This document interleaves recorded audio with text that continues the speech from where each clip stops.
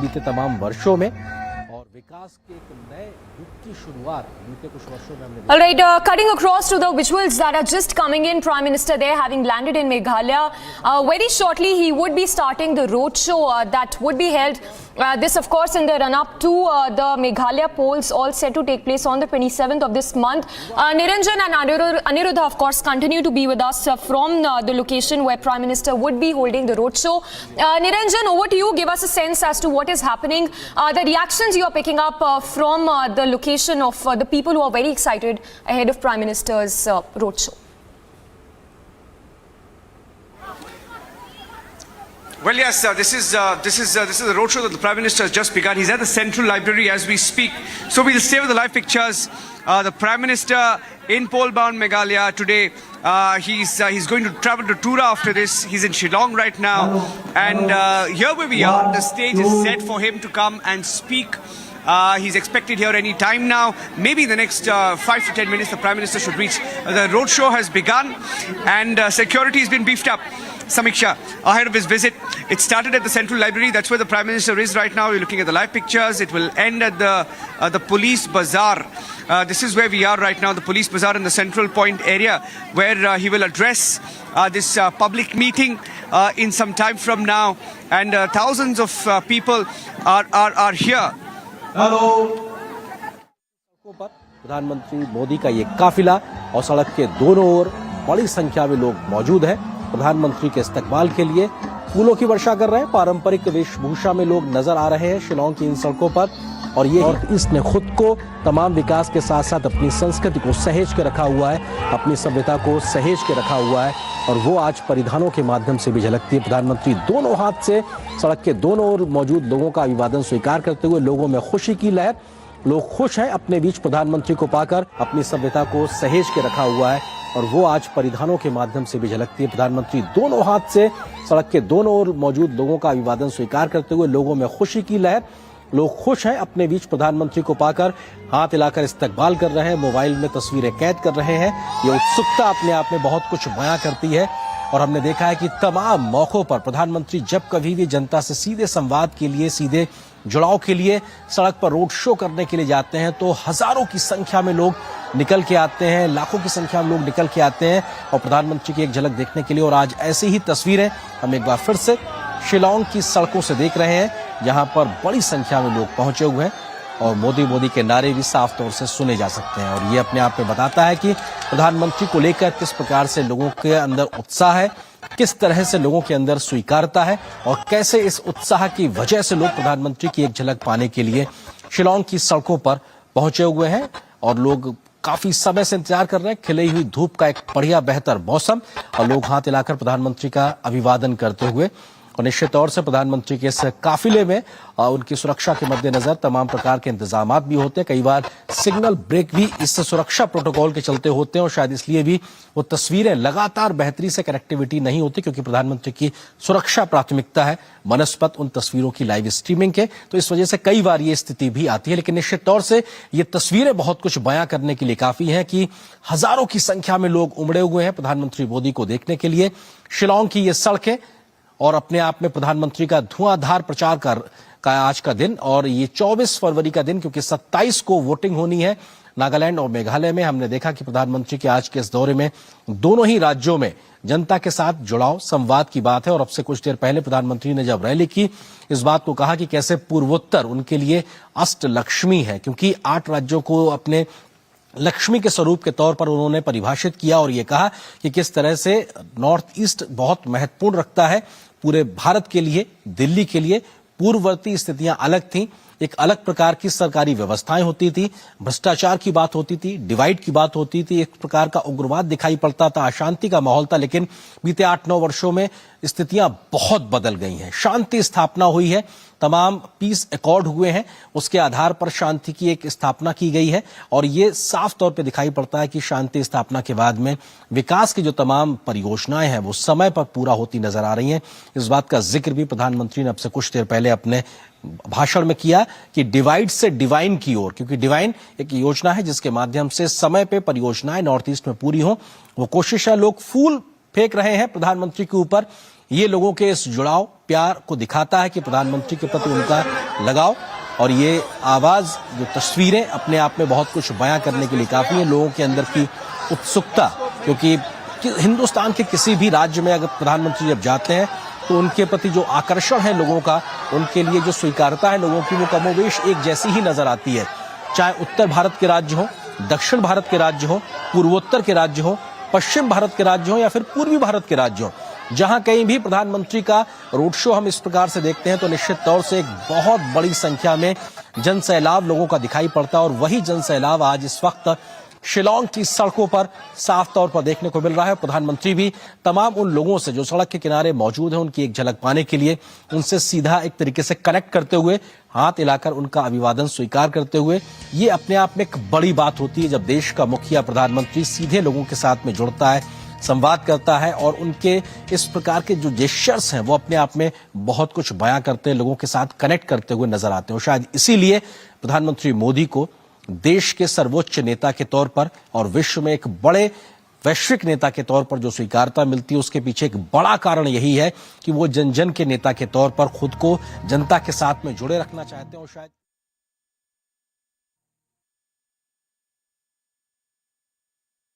crowds there as he enters Shillong. The Prime Minister is in the heart of Shillong now. In fact, the tunes of Vande Mataram and Modi Modi chants welcoming the Prime Minister here into the Shillong Square. Thousands of people there lining up along the streets. And traditional performances also lined up there to welcome the Prime Minister into Shillong. And that's him there. People lining up on the streets, waving the BJP flag. So saffron-clad streets of Shillong as the Prime Minister waves out to the crowds. That huge cavalcade, in fact, that received him at the airport, proceeding towards from the Central Library towards the Police Bazaar.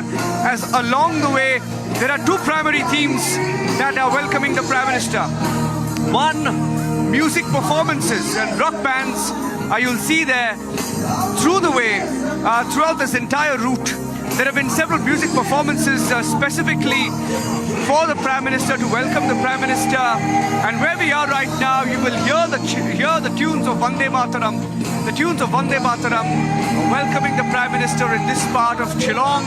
And as he progresses there, people who've gathered, and these are people who've come from different parts of Meghalaya, and given the porous borders and how close each states are intertwined in their cultures, people from outside Meghalaya as well, we were told that people are coming in from different parts of the northeast to catch a glimpse of him. We just met a family that had traveled all the way from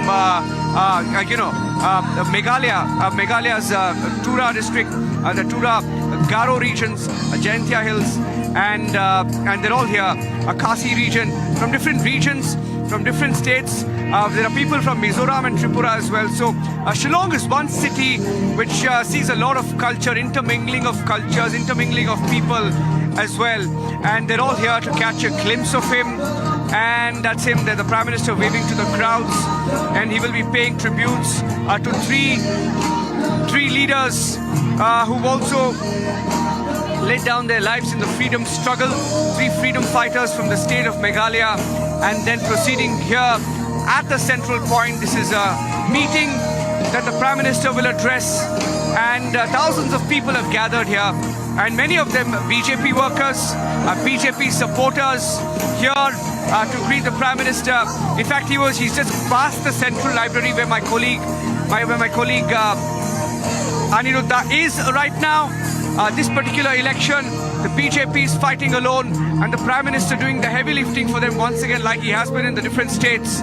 And he's going to be talking about the employment opportunities and the generating of employment opportunities in the state. That's what the BJP has been talking about for the last few weeks since the campaigning began, saying that even though they're a part of the government, they claim that their plans are different for the state of Meghalaya, that they want to ramp up the recruitment process if the BJP is voted. And the Trinamool Congress has been questioning that. But the BJP will, when the Prime Minister comes here, there's only one thing on his mind, to tell people about his vision for the Northeast, his vision for the people of Meghalaya, and he will be speaking to them in a few minutes from now. Those are pictures that you're seeing from different vantage points, coverage from Doordarshan, and the different outputs that you're getting here, the multi-camera setup that has been in place for the Prime Minister's visit.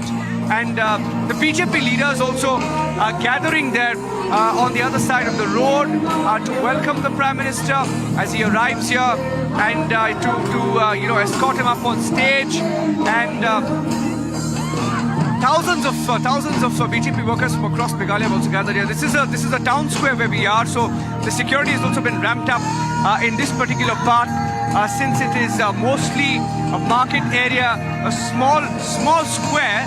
Let me see if Aniruddha has some updates where he has. Aniruddha, if you have some updates, yeah, let me go across to him. Yes, Niranjan, we can see the carcade of the Prime Minister coming, and the Prime Minister has arrived here. In a short while from now, we are going to bring you the first glimpse, and as the carcade of the Prime Minister approaches, we can see people chanting Modi, Modi, and here is the carcade of the Prime Minister approaching the public meeting venue in Police Bazaar Point, and Republic is the only channel to bring you exclusive visuals of the Prime Minister's roadshow in Shillong from different points. And as we report, you can see the Prime Minister's carcade has arrived here. The Prime Minister here, you can see the first glimpse of the Prime Minister from this point where I am standing. The Prime Minister waving at the people. Thousands of people have gathered here from all walks of life. They have come here to witness this historic roadshow of the Prime Minister. This is the first roadshow of the Prime Minister here in Meghalaya, and you can see these visuals of the Prime Minister approaching as he waves at the crowd who have gathered here. People showering flowers on the Prime Minister. A different aura altogether.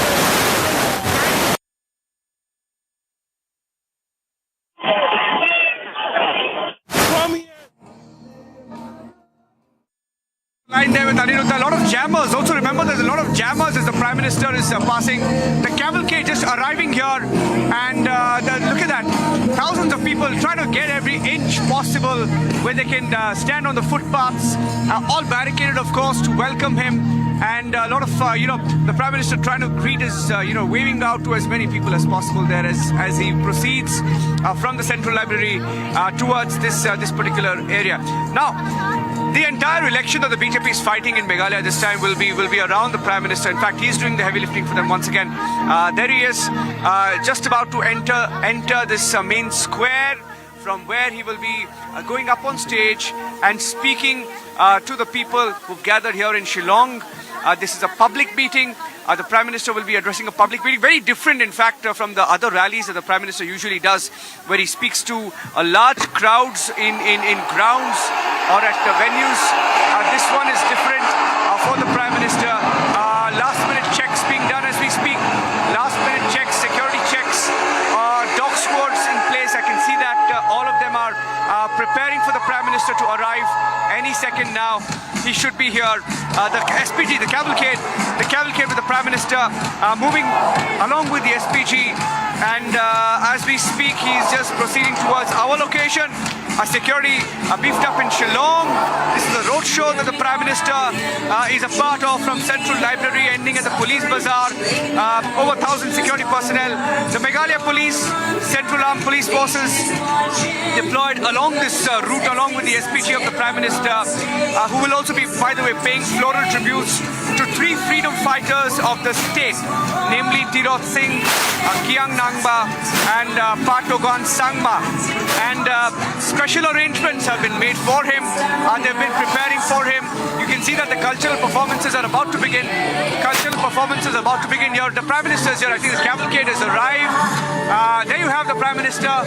The Prime Minister is in the frame. The car is here, just arriving. That's the Prime Minister's car that I see here. It's here. The car is here and he's just about getting off. In the studios, the Prime Minister being greeted there. The Prime Minister's car is here. The thousands of people who are already here, in fact, in the frame. The state leadership included, waiting for him to arrive here. And any time now, he's been trying to talk to as many people as possible. Gesturing to the crowds as well. This is a 1 to 3 kilometer roadshow that he's been a part of. This is the kind of connect that often that the people speak of. They haven't seen a Prime Minister who comes as often to the Northeast. And this is his first visit to Shillong, but the Prime Minister has been to Shillong before. And there you have him. That's the Prime Minister Modi in our frame. He's just arrived. It's pretty, let me tell you, it's pretty hot here. So he's up on the bonnet and he's meeting the people. And look at him. He's waving out to the crowds here. All the people trying to gesture to as many people as possible. That's Prime Minister Modi with the SPG, keeping a close eye, giving the crowds that the crowds are so close to him this time around, and waving to as many people as possible. He's here. This is what they've been waiting for. I think from here he will be getting off and going up on stage. Modi, Modi chants. The Modi, Modi chants that we've seen ever since his campaigning began. Before he became the Prime Minister, it's that chant, that Modi, Modi chant, that's typical of every campaign that he's a part of. He's just getting off from the car. He's getting off from the sunroof. It's that famous sunroof that you see most often in election rallies these days of the Prime Minister popping out of the sunroof and waving out to crowds. That's quite an effective campaign that many leaders are trying to sort of copy now. You haven't seen too many leaders do that. There he is. It's fantastic. He seems pretty happy looking at the kind of crowds. He often speaks of the crowds that gather for him. And he's going up on stage. The Prime Minister walking up and should be addressing. And not very often actually, Shivangi, Samiksha, that people get to see the Prime Minister this up close.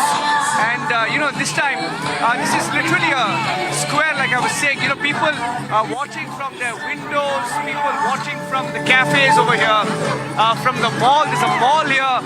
He's meeting people, greeting the BJP chief on stage. That's Ernest Mori. He's speaking to them, just shaking hands and waving to people. And all of them waving back at him.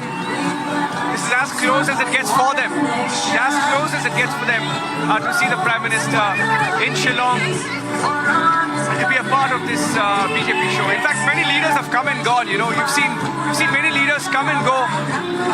Rahul Gandhi was here, Kharge, different Trinamool Congress leaders, but none of them as effective as the Prime Minister. None of their rallies as effective as the ones that are organized by the BJP, given the cadre support that you have on the ground, the thousands and thousands of people who often gather. So that's I can hear the Modi Modi chants behind me. People are thrilled seeing him. Maybe many of them, of course, I think most of them here who are here are seeing him for the first time. They've never seen him up close in front of them. So excited.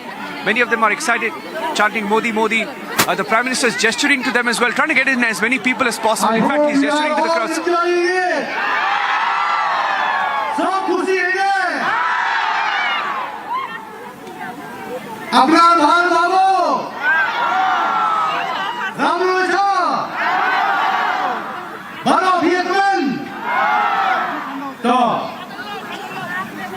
Good morning to all of you. Hope you are all enjoying it. सब खुशी है अपना भाल बाबू रामरोचा बरो भियकमन तो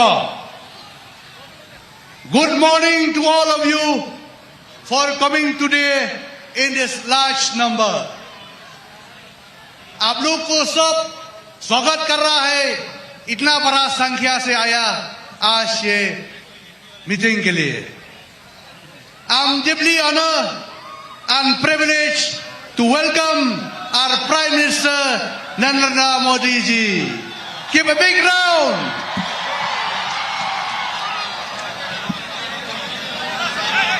We would like to thank the Prime Minister for his generous heart that irrespective of the numbers of BJP elected MLA in the state, he has ensured full support to Meghalaya in the last 8 years. Whether it is in the scheme to the poor or infrastructure development and connectivity of the state. Today, every section of the society is unhappy with the rulers of the state in the last 13 years. Earlier, we had the mess of INC leadership, which is the same old Kisi PT leadership with a new branding of TMC. Branding is not enough. The product also need to be good. NPP leadership was no different. Same style, same misgovernance that INC, or I would like to say, same TMC leadership gave us. In the last 13 years, corruption has gone up. School and colleges have not been built. The health sector is in complete disarray. Unemployment has gone up, and the only people to blame are the TMC and NPP leadership. My brothers and sisters, today is an important day for Meghalaya. Our Honorable Prime Minister will deliver on the foundation for the future of the state for the next 5 years. The Honorable Prime Minister has always pressed on the corruption-free and dynasty-free politics. A stronger Meghalaya needs the honest and capable leadership, and the BJP is the only party that can deliver on it. TMC and NPP's Sangma family will only work for their family members, will bring incapable people in the politics who will do nothing for the future of Meghalaya. BJP has the guidance of Prime Minister Modi ji. Better guidance lead to better leadership, better governance, and better, stronger BJP, which is sponsor for the strong Meghalaya. With this few words, Kublai Shimon, Jai Hind. Now I'll keep the space for our Honorable Prime Minister, beloved leader, to keep a speech.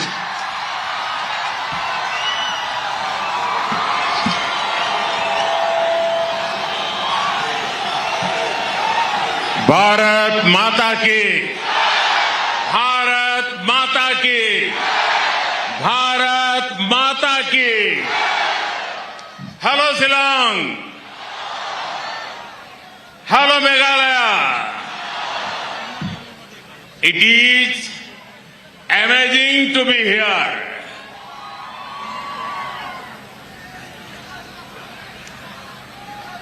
There is something special about this place. When I think of Meghalaya, I think of the talented people. I think of the vibrant traditions. I also think of the amazing natural beauty. The music of Meghalaya is lively. The passion for football is high. There is creativity in every corner of Meghalaya. We are all proud of Meghalaya's culture. The famous rock band Queen had a famous song, "We Are the Champions." Today, I could say, Meghalaya, you are the champion. I'm here with a message of hope and development. India is scaling new heights of success. And Meghalaya is making a strong contribution to it. We want to build on this further and work for the state. साथियों,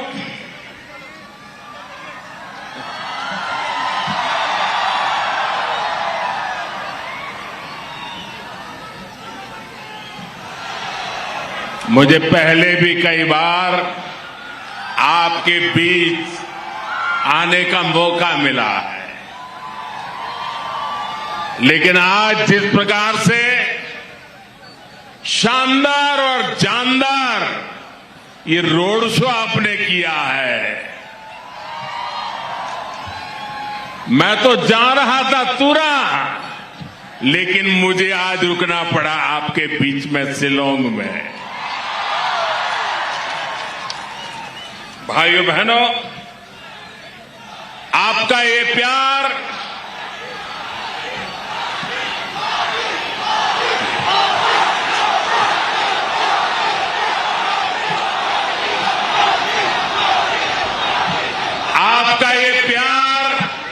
आपके आशीर्वाद मैं आपको भी इसे कर्ज को जरूर चुकाऊंगा, और इस प्यार का कर्ज, ये आशीर्वाद का कर्ज मैं मेघालय के विकास करके चुकाऊंगा। आप सबका कल्याण के कामों को गति देकर के चुकाऊंगा। आपका ये प्यार, आपके आशीर्वाद कभी बेकार नहीं जाने दूंगा। युवा हो, बुजुर्ग हो,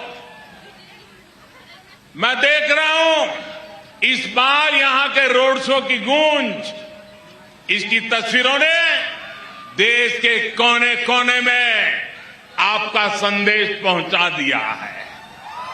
मेघालय में चारों तरफ बीजेपी ही बीजेपी दिख रही है।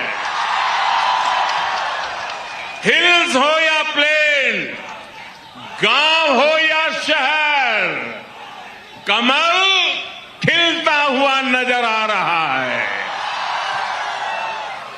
मैं देख रहा था कुछ लोग जिनको देश ने नकार दिया है, जिन्हें देश अब स्वीकार करने के लिए तैयार नहीं है, जो निराशा की गर्त में डूब चुके हैं, वो आजकल माला जपते हैं, माला,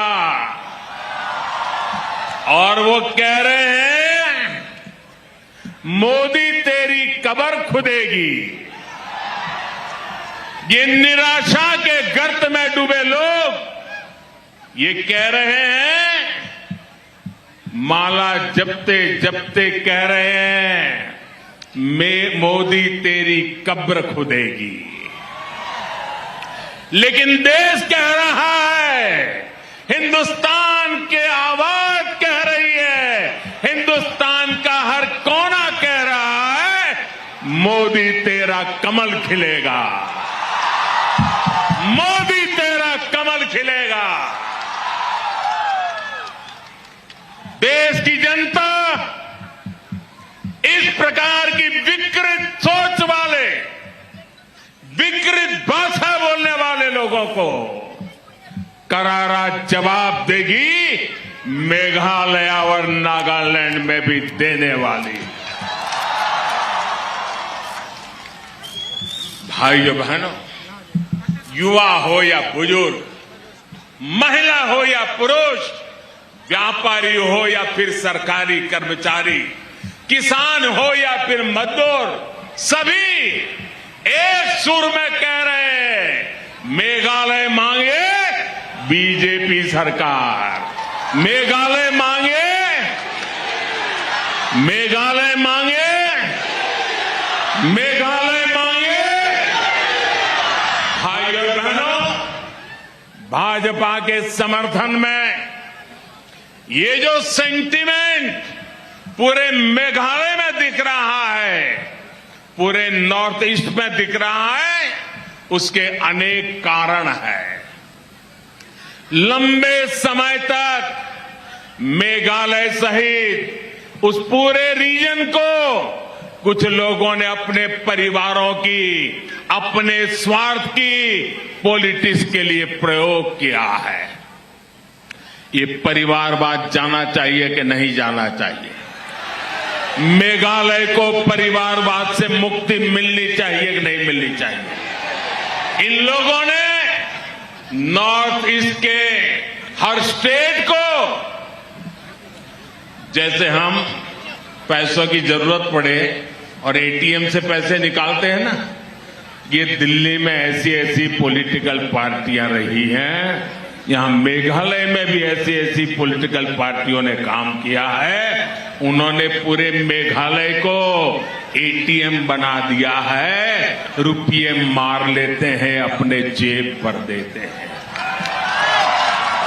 आप लोगों को छोटे छोटे मुद्दों पर बांटा गया, मेघालय के हितों को कभी भी प्राथमिकता नहीं दी गई। इसी पॉलिटिक्स ने मेघालय का बहुत नुकसान किया है, मेघालय के युवाओं का नुकसान किया है। लेकिन मुझे खुशी है कि मेघालय और नॉर्थ ईस्ट की जनता अब भाजपा के साथ है, कमल के साथ है। मेघालय एक मजबूत पार्टी के नेतृत्व में स्थिर और मजबूत सरकार चाहता है। मेघालय आज फैमिली फर्स्ट के बजाय, ध्यान से सुनिए, फैमिली फर्स्ट के बजाय पीपल फर्स्ट वाली सरकार चाहता है। चाहता है ना? चाहता है ना? इसलिए कमल का फूल आज मेघालय की मजबूती, मेघालय की स्थिरता, मेघालय में शांति का प्रतीक बन गया है। भाइयों और बहनों, पहले की सरकारों ने अपने स्वार्थ को प्राथमिकता दी, मेघालय के हितों को नजरअंदाज किया है। अच्छी सड़कों का अभाव, रेल कनेक्टिविटी का अभाव, अच्छे एयरपोर्ट का अभाव, ऐसे में नॉर्थ ईस्ट का विकास कैसे होता? बीते 9 वर्षों में केंद्र की भाजपा सरकार ने नई परिस्थितियां बनाई है। अब मेघालय का, नॉर्थ ईस्ट का भाग्य बदल रहा है, बदलने वाला है। हम इस बदलाव के लिए आपके पास आए। हमने मेघालय की, नॉर्थ ईस्ट के लोगों की बेसिक चुनौतियों को कम करने पर जोर दिया है। नॉर्थ ईस्ट आज भारत की एक्ट ईस्ट पॉलिसी का मजबूत पिलर बनता जा रहा है। ये ट्रेड और टूरिज्म का बहुत बड़ा सेंटर बनता जा रहा है। इसलिए मेघालय के लोग कह रहे हैं, मेघालय के लोग कह रहे हैं, मेघालय मांगे, मेघालय मांगे बीजेपी सरकार, मेघालय मांगे, मेघालय मांगे, मेघालय मांगे। साथियों, आज मैं शिलोंग में एक नई शुरुआत अनुभव कर रहा हूं।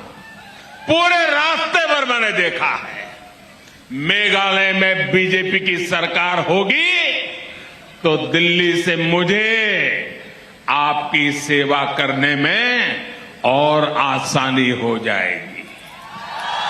क्या आप मुझे सेवा करने का मौका देंगे? आपकी सेवा करने का मौका देंगे? आपके कल्याण के लिए काम करने का मौका देंगे? मेघालय के विकास के लिए मौका देंगे? आप सभी इतनी बड़ी तादाद में यहां आए, मैं फिर से एक बार मेघालय का सर झुका करके प्रणाम करता हूं, नमन करता हूं। मेरे साथ बोलिए, भारत माता की, भारत माता की, भारत माता की। बहुत बहुत धन्यवाद।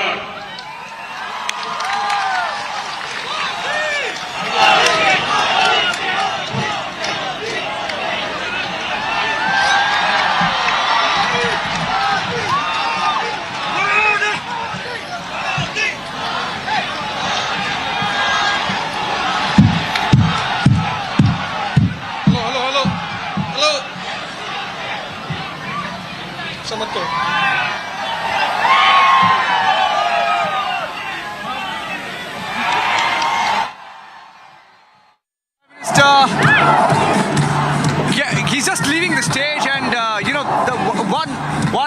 one thing that he said clearly, that he hasn't seen a roadshow with as many people recently. In fact, we remember that last roadshow just before the elections in Gujarat, but the Prime Minister here just thanking the crowds, just making his way out and meeting the people. In fact, while speaking on stage, he saw that a lot of the crowd had gathered away from the stage. He's here. In fact, he's coming into our frame, the Prime Minister. Very close to the media here. In fact, he's right in front of us here in the camera, thanking the performers, thanking the artists, the folk artists who are here. Just getting inside his car, and just about time, just matter of seconds perhaps before he goes back into the the sunroof. But he's leaving. The roadshow has officially ended. The public meeting is ended. And one thing that he said during the speech, saying that there are parties, even a mention of Pawan Kera perhaps, when he said that there are parties that have tried to abuse him to win votes, but that won't help, and that the people of Meghalaya will respond to such parties, referring to Delhi parties that use Meghalaya as an ATM, and talking about the corruption. In fact, look at it.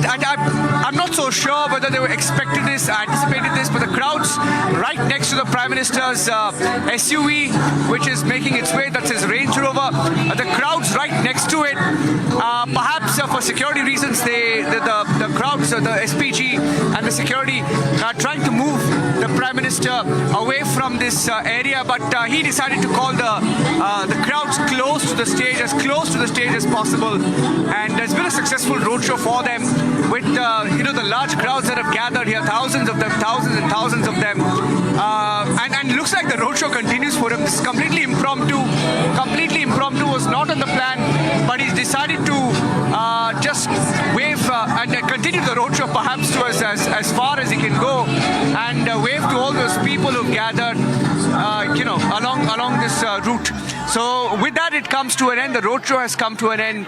The Prime Minister making it clear that this election the BJP is fighting alone, asking for the people of Meghalaya to vote for the BJP, saying that parties like, he made a clear reference to Conrad Sangma's party, the NPP, made a reference to the Trinamool Congress, made a reference to parties like the Congress, saying that the only option this time should be the BJP. So with that, it's a wrap. It's getting a little crowded here. People trying to leave. So I'm handing it back to you in the studios. Let's see if Aniruddha is also live.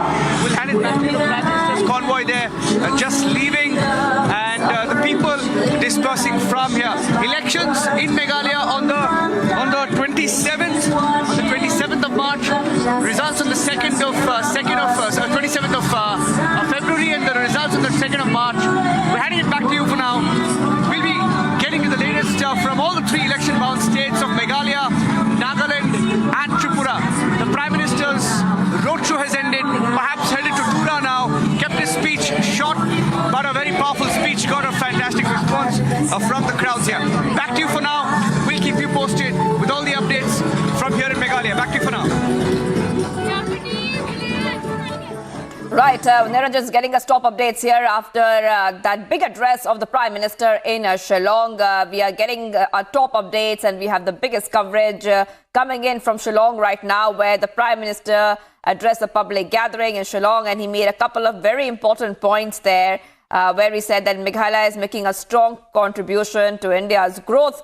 And he said India is scaling new heights of success and Meghalaya is making a strong contribution. He said we want to build it further and work for the state. And attacking the opposition, the Prime Minister said that the people of Meghalaya want a people-first government rather than a family-first government. So we saw that entire speech and the address of the Prime Minister. We're getting these top updates right now as we get you back-to-back details of the Prime Minister's mega road show in the pole-bound northeastern state. Much more coming up on the other side. We continue to be live and breaking. It's been 1 year of the Ukraine war. We'll get you more details. Stay tuned.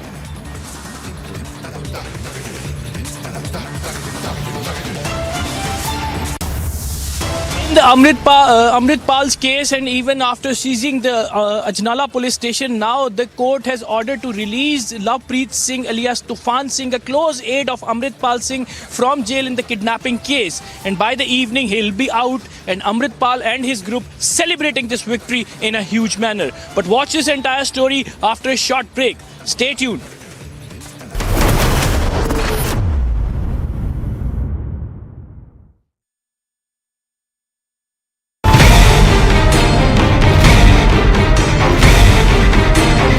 महिला mayor है, उसके ऊपर हमला कर रहे हैं, लोगों के ऊपर हमला कर रहे हैं, पूरे सदन को तमाशा बना रखा है। ये तीनों चुनाव आज सर्वोच्च न्यायालय के आदेश पे हो रहे हैं। ये चुनाव भी नहीं होने देना चाहते, तो ना लोकतंत्र मानते हैं, ना संविधान मानते हैं, ना सुप्रीम कोर्ट मानते हैं। आपको रिइलेक्शन कराना पड़ेगा, क्योंकि आपको समय पता है कि आप इलेक्शन हार रहे हो, इसलिए आप अवॉइड कर रहे हो।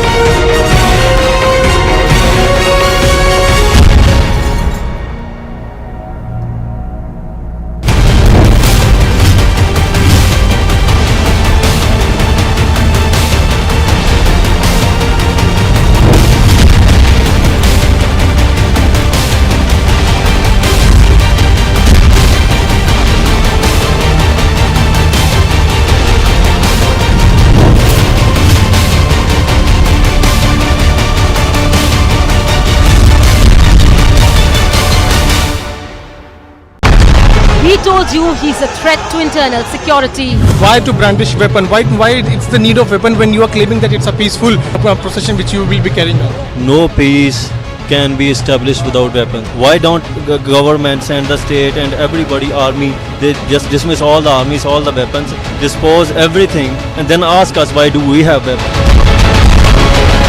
For 3 months, center and state didn't act.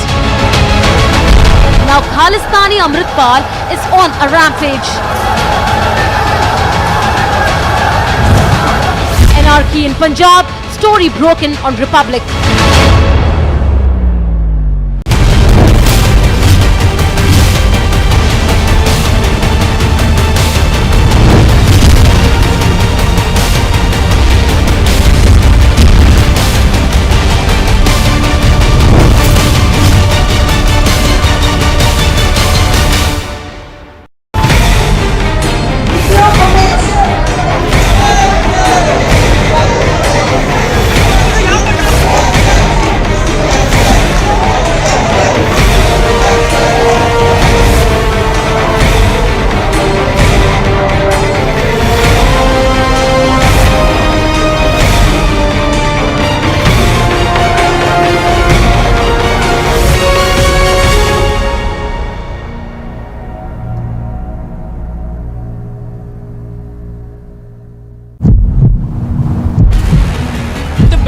Has been broken by the protesters, and in fact they have moved all kind of security layers and they are moving towards the police station. Entire situation is getting tense and the police is trying to control the situation as well.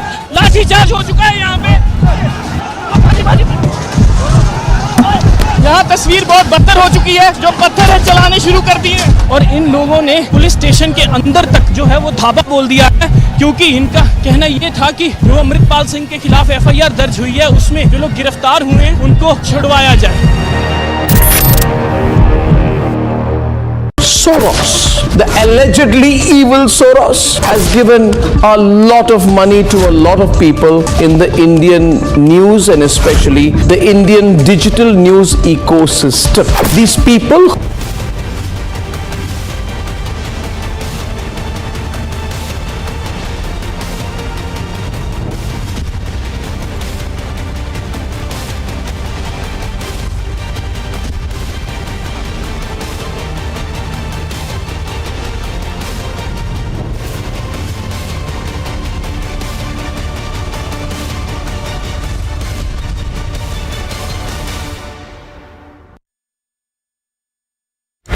Pakistan has faced a series of martial laws, 4 military dictators, and the constitution held in abeyance multiple times. And even when the military dictators are not there directly in power, they are the puppeteers behind the throne and they control people. ये story क्या है? पाकिस्तान की जो जनता है उनको democracy से कोई interest नहीं है, उनको इस्लाम चाहिए। कहने को बिलावल भुट्टो की पार्टी हो, नवाज शरीफ की पार्टी हो, इमरान खान भी तरीके इंसाफ करते रहते हैं, सब फौज की गोद में बैठना चाहते हैं।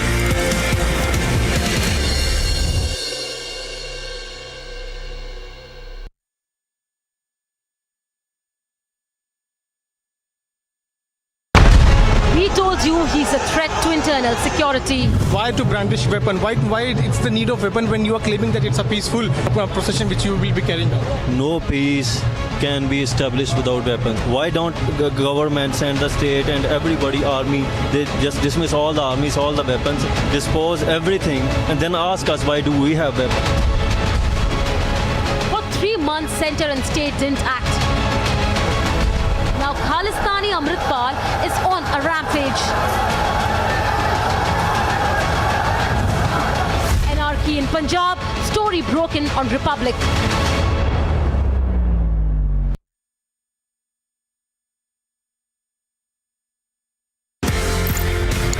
Pakistan has faced a series of martial laws, 4 military dictators, and the constitution held in abeyance multiple times. And even when the military dictators are not there directly in power, they are the puppeteers behind the throne and they control people. ये story क्या है?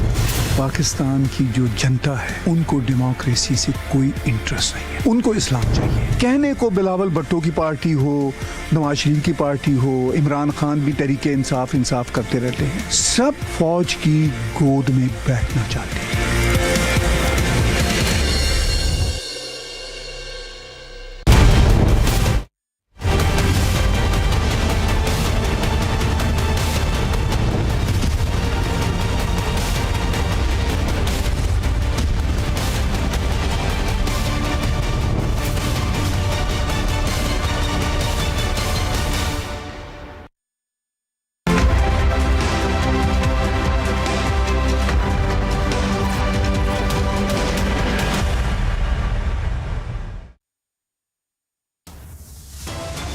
Top headlines at 2 p.m. Man's police gives in to Amritpal's demands, his aid to be released very soon.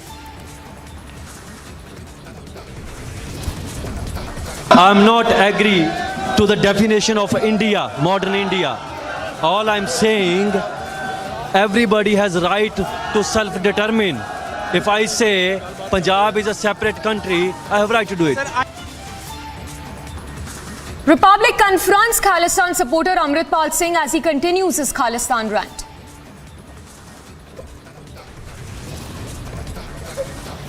But Chief Minister Bhagwant Mann has different priorities. He's busy in campaigning.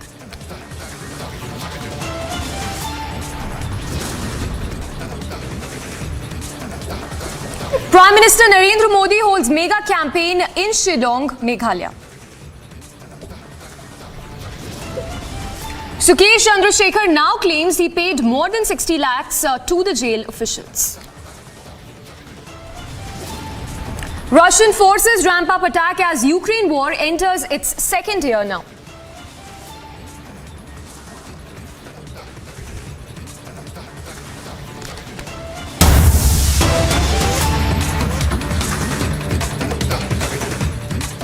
All right, we start with the big news break coming in the Amritpal case. We've accessed the discharge copy of Amritpal Singh's aid. In fact, in this document that we've accessed, the police has given a clean chit to Amritpal Singh's aid in the kidnapping case and hence is not required in the kidnapping case. Of course, the latest coming in, Amritpal's aid, who's all set to be released very soon, and this, of course, comes in the backdrop of the kind of situation we've seen that has only been escalating in the state of Punjab, particularly in Amritsar, where the supporters of Amritpal, along with him, were seen on a complete rampage.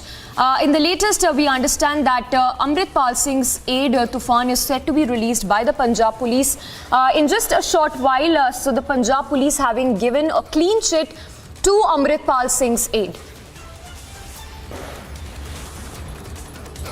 We'll try and go across to Amandeep as well to get more details on the discharge copy that we've accessed. All right, we have Amandeep and Piyush joining us live right now. Amandeep, who's then been there outside the court, getting us all the latest, and Piyush, of course, who confronted Amritpal Singh just a short while back. Amandeep, to begin with you first, if you could give us more details on this discharge copy that we've accessed, which clearly shows how the police has given a clean chit to Amritpal's aide. On what grounds has the police made those arguments in the court? A very shocking, Samiksha, a very shocking fact has been mentioned in that plea that was filed before the court regarding the discharge of Amritpal's aide Tufan Singh. Police stated that on the day of the incident, that means on 15th of February, Lapreet Singh alias Tufan Singh was not present in Ajnala. He was not present in Amritsar. He was actually in Bathinda court. This was the fact that was mentioned by the police in the discharge copy, and this was mentioned in the application. And in fact, court has considered that on the basis of the application, they have ordered the discharge of Tufan Singh from Amritsar jail, in fact, in this case. And police have also mentioned in the application copy that police did not find any kind of involvement during the course of investigation of Lapreet Singh, Tufan Singh. So now, after the protest, all of a sudden his location has been changed. Now the police don't need him in the investigation of kidnapping case of Varinder Singh. Everything has been turned turtle after the protest and after the police station, Ajnala police station, sieged by the Amritsar protesters. Everything has been turned turtle. So somewhere down the line, the police, there are certain questions are being raised over the police, that why this polite attitude, why this polite behavior against those who have actually hijacked the police station for 4 hours with the force, with the lathis, with the swords, and certain police, after leaving 7 police officers injured into this entire clash, and in fact still they are into a win-win situation. And now by the evening, Amritpal's aide Tufan Singh will be released from Amritsar Central Jail, and Amritpal and his group is going to celebrate that victory against the police and the government. So it is a big question on the police as well as the government. The police, which was actually supposed to investigate and to maintain the law and order situation, they are giving the free run to these people after facing such pressure. Why?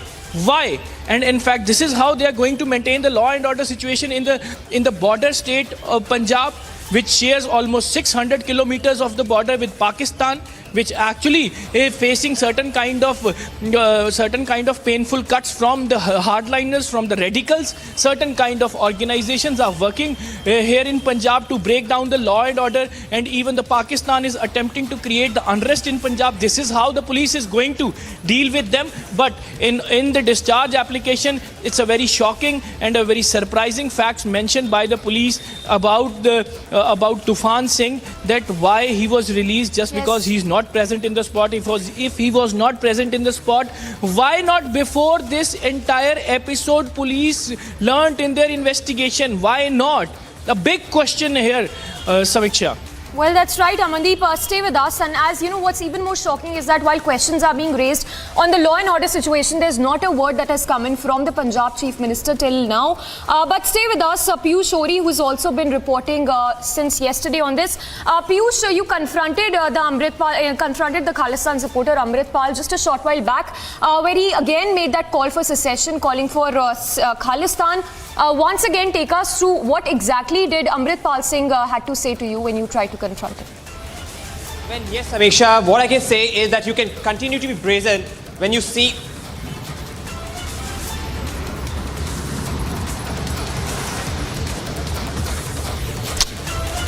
All right, we'll try and connect with Piyush again, but stay with us, Piyush and Amandeep, of course, who continues to be with us. Let's take a look at that exact sequence, that confrontational sequence with Amritpal Singh when Piyush Sori asked Amritpal Singh those tough questions.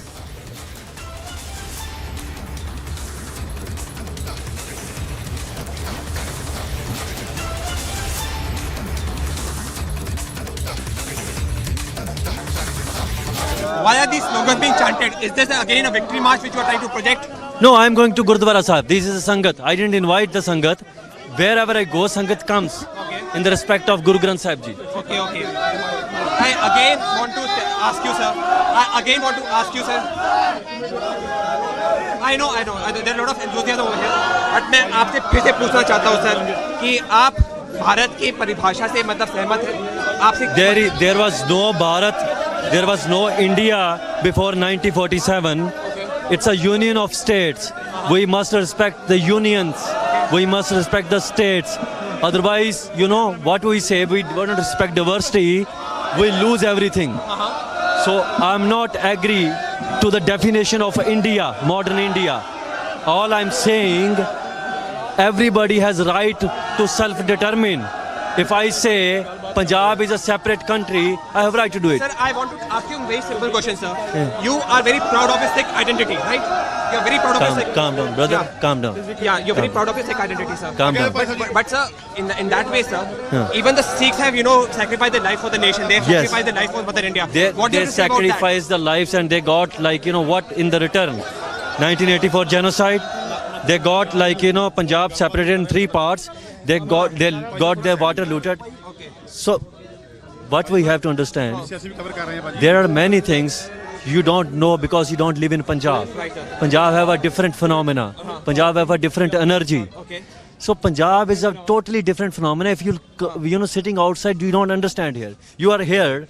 Do you think this is something constructive? थोड़ा बोलिएगा because sir मैं चाहता हूँ कि sir सब लोग आपको देखें, सब लोग आपसे जाने, क्योंकि सर सरदारों ने अपनी जान भी दी है इस देश के लिए. सरदारों को देखे, एयर मार्शल अर्जुन सिंह थे.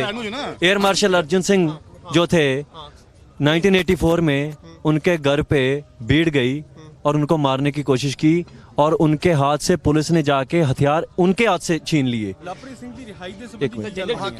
और जगजीत सिंह अरोड़ा भी हम जानते हैं. जगजीत सिंह अरोड़ा को कोर्ट मार्शल कर दिया गया था, आपको मालूम है? नहीं, मेरी Harbakhsh Singh, general Harbakhsh Singh, sorry, general Jagjit Singh Arora भी उनको भी सफर करना पड़ा 1984 के बाद हैं. और मौत से सिख जनरल शबेक सिंह भी तो आर्मी में थे ना, जो गोल्डन टेम्पल में लड़े थे. सो सिखों ने बहुत कुछ किया इस देश के लिए, इस देश ने सिखों के लिए कुछ नहीं किया. मनमोहन सिंह, बराक ओबामा प्रधानमंत्री अफ्रीकन मूल का था, उससे ब्लैक्स की प्रॉब्लम ठीक हो गई. Manmohan Singh is a token prime minister. Manmohan Singh was a prime minister from the same party who committed genocide against Sikhs. So don't से these things. So there you heard Amritpal Singh, the kind of shocking statements he's making, calling for secession. And of course, with this, we are seeing how Amritpal Singh has been allowed to get away and have been allowed to get his way through. But let's listen into what the police officials had to say, where they say that the police did not buckle under pressure and that the law and order situation is in place in Punjab. To the violence, now the police is all set to move to Ajnala Court for the discharge application of Lovepreet Singh alias Tufan Singh, as close aide of Amritpal Singh. We are joining with us SSP Rural, Stinder Singh. Sir, what is the development? Has the police moved to the Ajnala Court or yet to be moved? Yes. Our officers have gone to the Ajnala Court and we are moving application very shortly. And in fact, what is the contents of the application? On what basis you are moving the application?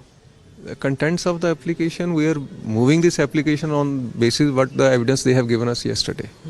So those are the contents of the application, sir. So you have basically considered the evidence that was provided by Amritpal Singh regarding the FIR of kidnapping of Varinder Singh? No, not regarding the FIR yet, because the investigation of FIR is being done by the SET. This particular evidence was only against the Lovepreet Singh. So what is the next course of action? क्योंकि आज police की जो deployment है वो काफ़ी ज़्यादा दिख रही है, तो इंटेलिजेंस इनपुट क्या है कि आज अमृतपाल की मूवमेंट को कैसे ट्रैक करेगी पुलिस? नहीं, कोई हम किसी को ऐसे कुछ, अभी सारा कुछ पीसफुल है जी, everything is under control, so nothing to worry जी. So, is this not the action that police has, while accepting the demands after a huge protest, that police has surrendered themselves, their actions? No, it is not a thing of being surrendered. You know, the whatever application they moved us yesterday and the evidence they gave us yesterday, it is basically based on that only. So regarding the FIR, sit has been formed, and whatever the report of the sit will be there, so we'll decide accordingly. So Lovepreet Singh will be discharged from the jail, or he will be brought here to the police station, and then he will be handed over to Amrit? No. He won't be brought here. So whatever the court orders, then we'll decide. He won't be brought here. So have you reported the entire incident to Punjab Home Ministry or Union Home Ministry? Have anybody sought the report from you? So everything, you see, everything is being monitored, and all our high officials, they all are in touch and they all are supporting us. So I just assure you on this that law and order will be maintained, and things are going to get normalized. They are normalized, and nothing to worry about that. एक आखिरी सवाल, कल जो सारा violence हुआ, incident हुआ, उसके regarding police ने अभी कोई FIR, कोई एक्शन ऐसा किया? हम वो सारी चीज़ को एनालाइज कर रहे हैं जी, क्योंकि कल से हम सारा बिजी थे, जितने भी CCTV फुटेजेस वगैरह हम सब देख रहे हैं, तो उसको एनालाइज करने के बाद कुछ भी होगा, will come back to you.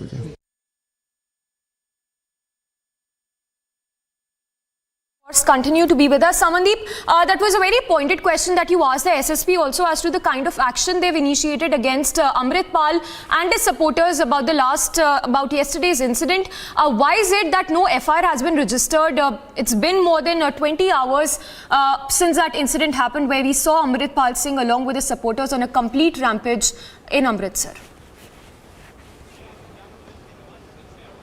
This is the soft hand of police that they are dealing with Amritpal Singh and supporters, Samiksha. No FIR has been registered still after 24 hours.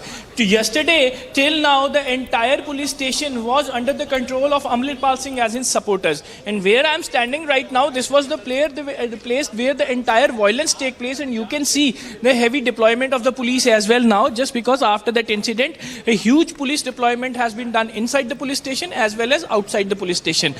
But the action of the police is very much questionable. No FIR has been registered, and in fact against not even a single person, though everybody knows who all are involved into the violence and who all are involved into the seizing of this police station, which was remain under the control of Amritpal Singh and his supporters for continuously 4 hours. 4 hours is not a short time span, and even despite knowing that they are armed people, and police was standing and brushed aside in the police station as well. And now the police is saying they are analyzing the CCTV footages, and also they are verifying the role. What to verify and what to analyze? This is not able to understand. No, people are questioning that why police is not taking the hard action against those protesters who actually hijacked the police station for continuously 4 hours after assaulting the cops. After leaving the cops, 7 cops injured, including 1 SP rank officer, and in fact when they were attacked with the sword straight away on their heads. And still police is analyzing the CCTV footage. The police is trying to verify the role of the people, and then they will register an FIR. This is the kind of behavior of the police to control the law and order situation in the border city of Punjab. This is how they are dealing with the incident. And on the other side, they are accepting all demands of Amritpal Singh after getting so much pressure from the protest. They are releasing. They have already done it. The discharge application has already considered by the court, which was filed by Ajnala police, and to release Tufan Singh. They have constituted the SIT to investigate the FIR, which was actually nominated Amritpal Singh into the kidnapping case. So this is the action of the police, which is turning to be very soft against Amritpal Singh and his supporters, and no FIR, no case has been registered so far. The Samiksha, what all is happening in Punjab, especially in Ajnala and Amritsar, it is raising so many questions on Aam Aadmi Party government, on Punjab police. this is the similar force. I must tell you, Samiksha, this is the similar force. Punjab police is the force who actually just eliminated the entire militancy in Punjab in early 80s and early 90s also. The same force has fought in a forefront against the militancy and washed away the entire militancy from the Punjab. But now they are on their knees in front of these radicalized people. They are demanding the Khalistan. And in fact, the similar force is now in their own police station turned to be the victim instead of taking the courageous action against these protesters just because senior police officials are not supporting these cops. Otherwise, the action could have something else. And in fact, the most important point I would like to mention, even the Amritpal Singh has also dragged the religion into this entire protest. He was carrying Shri Guru Granth Sahib along with the protest, a van in which Shri Guru Granth Sahib was placed, and in fact that van has broke the barricades first, and in fact that van entered into the police station, and then they parked the van in the middle of the police station and started protesting. Actually they put the Sikh religious holy book Shri Guru Granth Sahib to forefront, and taking the shield of that religious book, they have entered and done this entire violence just because everybody knows nobody is going to harm that religious holy book of Sikh religion. So that is how the entire incident has been transpired, but no action has been taken, nothing has been done against this violence that has reported yesterday. Yes, Samit. That's right, Amandeep, and look at the kind of statements that have been coming in from the Punjab ministers. You know, they are saying that the law and order situation in the state of Punjab is in place, and that everything is fine, and that the chief minister is also working towards maintaining the peace in the state. But Piyush Ohri, of course, continues to be with us. Piyush, at what time exactly can we expect Amritpal's aid to be released? One, and also take us to the kind of statements that have been coming in from the Punjab police. So two important questions, Samiksha. What we've been told is that it is around 5 p.m. when Tufan Singh may be expected to come out of Amritsar jail. Having said that, as what Amandeep rightly said, that Punjab police really does not have enough answers when it is being asked tough questions of why there were no preparations to deal with the protesters, and were they lackadaisical in approach of handling these protesters. Moreover, Amandeep has also now raised a very important question when he says that despite such violence that was witnessed over here at the Ajnala police station, in which Amritpal and his supporters really were in control of this police station for more than 4 hours, there has been no FIR that has been registered. So yes, some very tough question needs to be asked from Punjab police. Amandeep did ask these questions, very tough questions, from SSP Rural Satvinder Singh, in which he really did not get the right answers. Even I had a word with some of the senior officials and did ask that does these actions of Punjab police yesterday did bring down the morale of a lot of these police officials, who were injured, and for which, again, they did not have any answers, but they did say that the investigation is on. It's a high morale police force, and they will make sure that such kind of incidents will not take place. But the real question is that when you are giving such a soft hand to such kind of protest, when you're giving such a soft hand to such kind of protesters, do you really have a high morale police official force or not? And this is equally important because Punjab is a border state which often witnesses a lot of incidents of narco terror. So yes, tough times ahead for Punjab police, tough times ahead for the Punjab government. Back to the studio. Yes. Piyush, of course, stay with us. Amandeep also continues to be with us. Amandeep, help us understand this better. Why is it that the Punjab ministers are so scared to call out Amritpal Singh and his supporters? Well, this is a big question. Now they have to understand that Punjab is always a sensitive state and government has to take the tough calls regarding these incidents and regarding this unrest is being created in the state. And in fact, ministers and chief minister, they all remain silent on this issue. They are not very much concerned just because till yesterday when the entire police station where I'm standing, I request my camera person to kindly show the visuals also. This is the same place where yesterday on the same time, the entire police station was under the control of Amrit Amritpal Singh and his supporters. And in fact, the Chief Minister was remain occupied in the ISB Mohali Invest Summit. He was discussing with the investors that about the growth of the Punjab. But what about the law and order situation of the Punjab? Is really Punjab in a peaceful situation? No, not at all. And the evidence is yesterday's incident. And in fact, ministers are claiming that the law and order is very much okay in Punjab. But where is law and order? We are not able to see what had happened in Mohali a few days back when the Bandi Qaumi Insaf Morcha protesting, all of a sudden they turned violent, and in fact they have also assaulted the police with the swords and with the weapons also, and in fact certain police cops were injured in that protest also, and same had happened here. What all is happening in Punjab is not understandable. Why, where they are dragging this Punjab? Either Punjab is moving towards the early 19s or the early 80s, or they are dragging the Punjab to more worse situation from that also. So this is a big question, and government has to pay concern about it also. Yes. And Piyush, requesting you both to stay with us. In fact, let's once again listen into that exact sequence and that confrontation that Piyush had with Amritpal Singh. Now, why are these slogans being chanted? Is this again a victory march which you are trying to project? No, I am going to Gurdwara Sahib. This is a Sangat. I didn't invite the Sangat. Wherever I go, Sangat comes in the respect of Guru Granth Sahib Ji. Okay. I again want to ask you, sir. I know. There are a lot of enthusiasm over here. But मैं आपसे फिर से पूछना चाहता हूँ, sir, कि आप भारत की परिभाषा से मतलब सहमत हैं?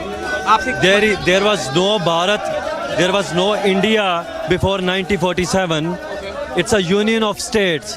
We must respect the unions. We must respect the states. Otherwise, you know what we say, we don't respect diversity, we lose everything. So I'm not agree to the definition of India, modern India. All I'm saying, everybody has right to self-determine.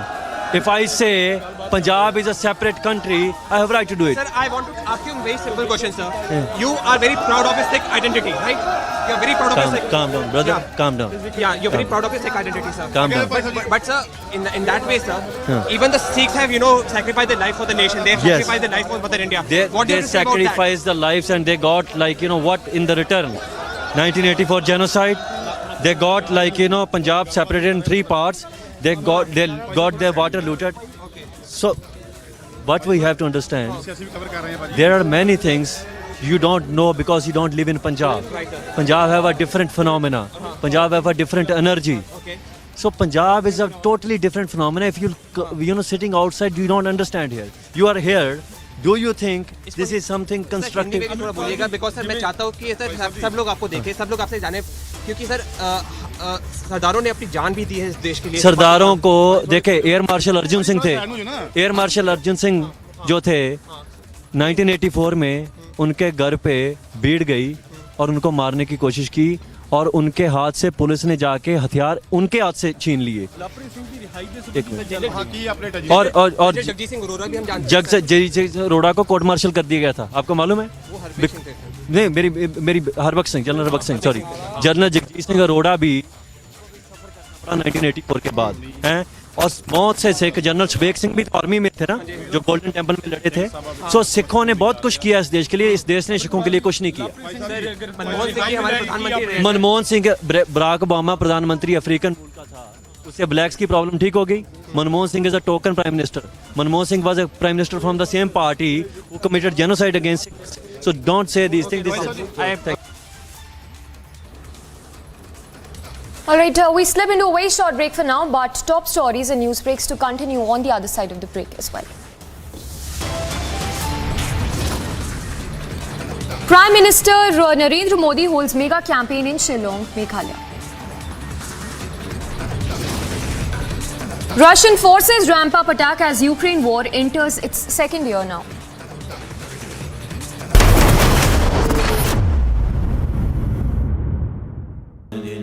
Amity has been ranked India's #1 not-for-profit private university for 10 years, with top 10 ranked institutions in management, engineering, biotech, law, mass comm, telecom, hospitality, fashion and more. Yet another top ranking for Amity University.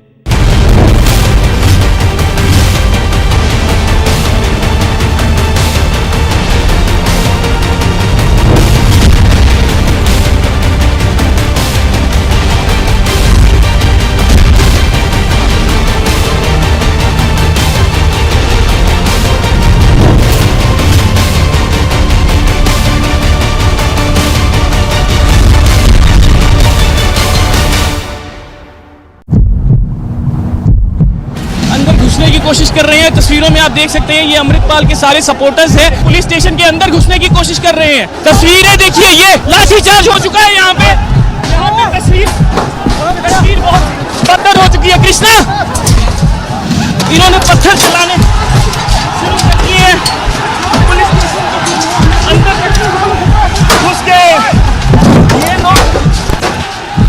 They have captured the police station.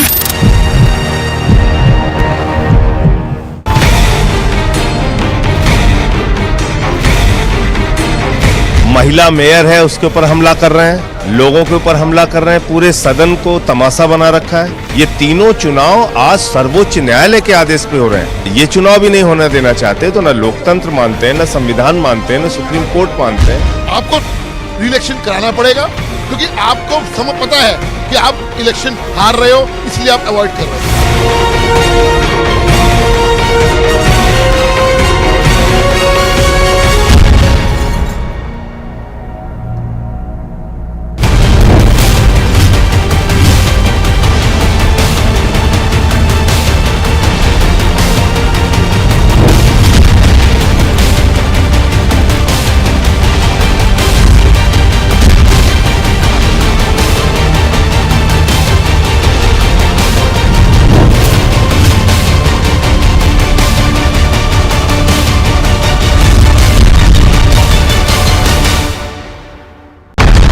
We told you he's a threat to internal security. Why to bribe?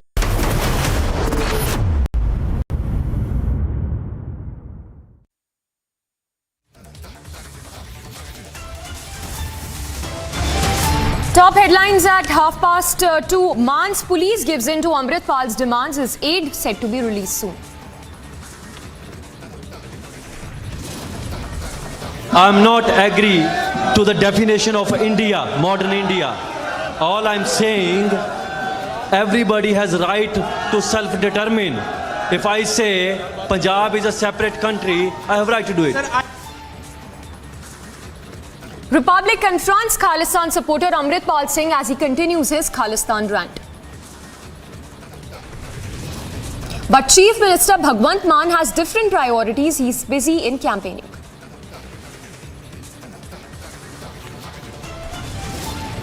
आशा के गर्त में डूबे लोग ये कह रहे हैं मोदी तेरी कब्र खुदेगी, लेकिन देश कह रहा है, हिंदुस्तान का हर कोना कह रहा है, मोदी तेरा कमल खिलेगा।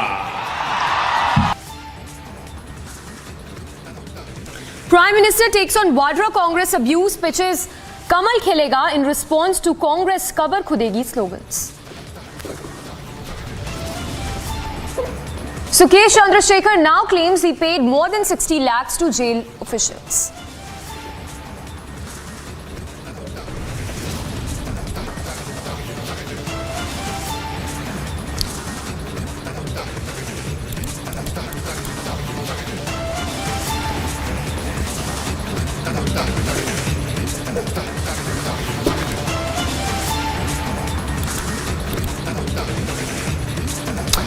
Thanks for staying tuned to this edition of Live and Breaking. I'm Samiksha Srivastava. We start with the news break coming in of an Air India Express flight that was forced to make an emergency landing while it was en route.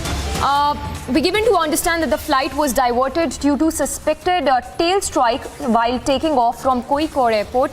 The aircraft made normal safe landing at Thiruvananthapuram. So the visuals there on your screens of the Air India flight that had to make an emergency landing. It was diverted to Thiruvananthapuram while it was leaving from Calicut to the Dammam in Saudi Arabia with 168 passengers on board.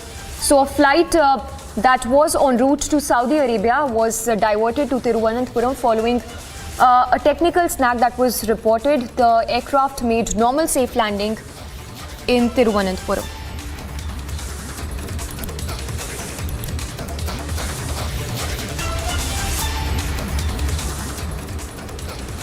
All right, to the other big story, we've been tracking this one on the MCD polls. Latest we are given to understand is that the polling, in fact, the polls in the Civic Centre has concluded. The counting is set to begin very shortly. So that's, of course, the latest coming in. Anuj getting us that breaking. The polling has concluded for the Standing Committee panel. The counting has begun. So in a short while from now, we would get the results of the polling that happened just a few hours back.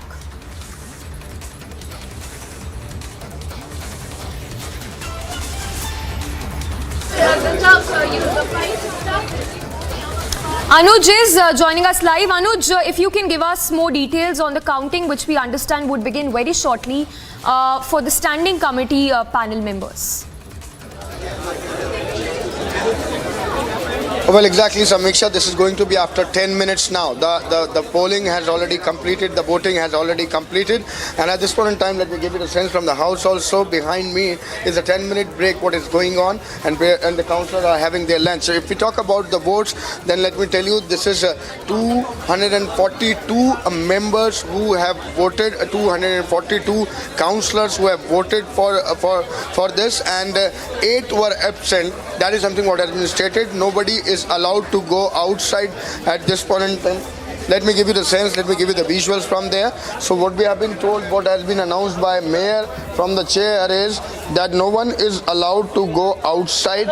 This is going to be after 10 minutes now. The counting will start. We have seen the scuffle, we have seen the ruckus earlier, we have seen how it was adjourned for 13 times.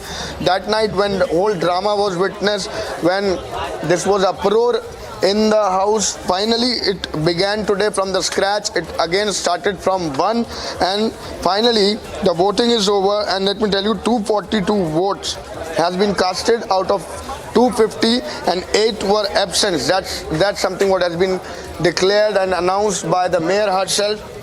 So this is going to be about 10 minutes now when the counting will start, and it is not going to take much time for the counting also. As we have seen, it is going to be a game of not more than 20 minutes. So in 15-20 minutes maximum we'll be getting the numbers also, that who got what.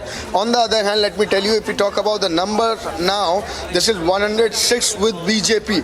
Earlier it was 104 and now it has reached to 106. And how they got 106? One is the support of independent, and one today Aam Aadmi Party councillor joined Bharatiya Janata Party. So the numbers has reached to 106. So this is going to be in favor of BJP. Earlier, this was the confusion, this was the fight that how many members are going to be elected. If we talk about the numbers of seats, when we are talking about standing committee, then let me tell you, it is 6 in number on which the candidates are. The Aam Aadmi Party have given their 4 candidates. The Bharatiya Janata Party have given their 3 candidates. But it is going to be 3 candidates, what we have been told, and what it is looking like, because now the numbers is with BJP also. BJP having 106, 134 is Aam Aadmi Party. So they have the numbers. So this is going to be sorted as if it is seen now, because earlier it was 4 candidates of Aam Aadmi Party, but later, as now this is number what is BJP is also having. So BJP is confident enough to get all 3 seats, 3 candidates as they have filed. So they are confident of having coming up or winning 3 seats. And Aam Aadmi Party as fielded their 4 candidates, but is now expected to come up with the 3 candidates. We are just waiting for the update, not more than 15 to 20 minutes now, when the counting will come out with the result also. After 10 minutes, what we were told, the counting will start. 5 minutes has already passed, so any moment from now, the mayor is going to be back on the chair, and there the counting will start. So finally, this has concluded. We have seen the ruckus, we have seen the uproar. It was, let me remind you, first for the mayor election also, deputy mayor election also. But earlier, how it pans out, let me tell it to our viewers, that Supreme Court intervened after Supreme Court stated that this is going to be by the rule. and it has to be done by the rule. Then we have seen the election of the mayor where Aam Aadmi Party won the election, then the deputy mayor where Aam Aadmi Party won the election. But we have seen the scuffle, we have seen the uproar and the ruckus in the house on the standing committee members election. Now, finally today it was announced by the mayor that it is going to be, according to the number, it is going to start from the scratch, and finally it has concluded and the proceeding has gone smoothly. This is to wait and watch what exactly will be coming out. The counting is going to start any moment from now and the numbers will be coming out. Yes, back to you. All right, Anuj, thank you for the moment. So Anuj, they're reporting from the Civic Centre. The voting has concluded and the counting would begin shortly. Anuj, thank you for the moment. Now, addressing the G20 finance ministers meet, Prime Minister Modi said that it's important to bring back stability, confidence and growth of the global economy. It is now up to you, the custodians of the leading economies and monetary systems of the world, to bring back stability, confidence and growth to the global economy. It is not an easy task. However, I hope that you will draw inspiration from the vibrancy of the Indian economy. Indian consumers and producers are optimistic and confident about the future. We hope that you will be able to transmit the same positive spirit to the global economy. I would urge that your discussions should focus on the most vulnerable citizens of the world. Only by creating an inclusive agenda will the global economic leadership win back the confidence of the world. The theme of our G20 presidency also promotes this inclusive vision. One Earth, one family, one future. Excellencies, even as the world population has crossed 8 billion, progress on sustainable development goals seems to be slowing down. We need to collectively work to strengthen multilateral development banks for meeting global challenges like climate change and high debt levels. Excellencies, in the world of finance, technology is increasingly dominant. We slip into a very short break, but on the other side, we'll get you the confrontation with the Khalistan supporter Amritpal Singh as he continues with his Khalistan rant. But Chief Minister Bhagwant Mann has different priorities. He's busy in campaigning.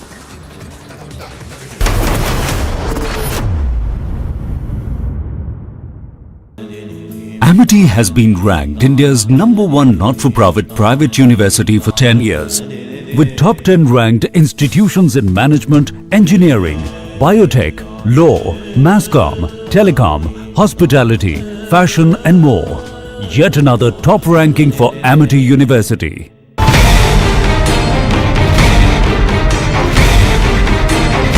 महिला mayor है, उसके ऊपर हमला कर रहे हैं, लोगों के ऊपर हमला कर रहे हैं, पूरे सदन को तमाशा बना रखा है। ये तीनों चुनाव आज सर्वोच्च न्यायालय के आदेश पे हो रहे हैं। ये चुनाव भी नहीं होने देना चाहते, तो ना लोकतंत्र मानते हैं, ना संविधान मानते हैं, ना सुप्रीम कोर्ट मानते हैं।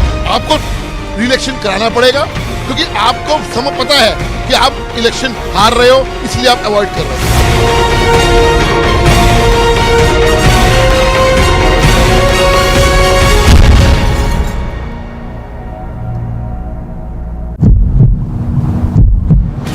घुसने की कोशिश कर रहे हैं। तस्वीरों में आप देख सकते हैं ये अमृतपाल के सारे सपोर्टर्स हैं, पुलिस स्टेशन के अंदर घुसने की कोशिश कर रहे हैं। तस्वीरें देखिए, ये लाठीचार्ज हो चुका है यहाँ पे तस्वीर बहुत बदतर हो चुकी है। कृष्णा, इन्होंने पत्थर चलाने शुरू कर दिए हैं। Police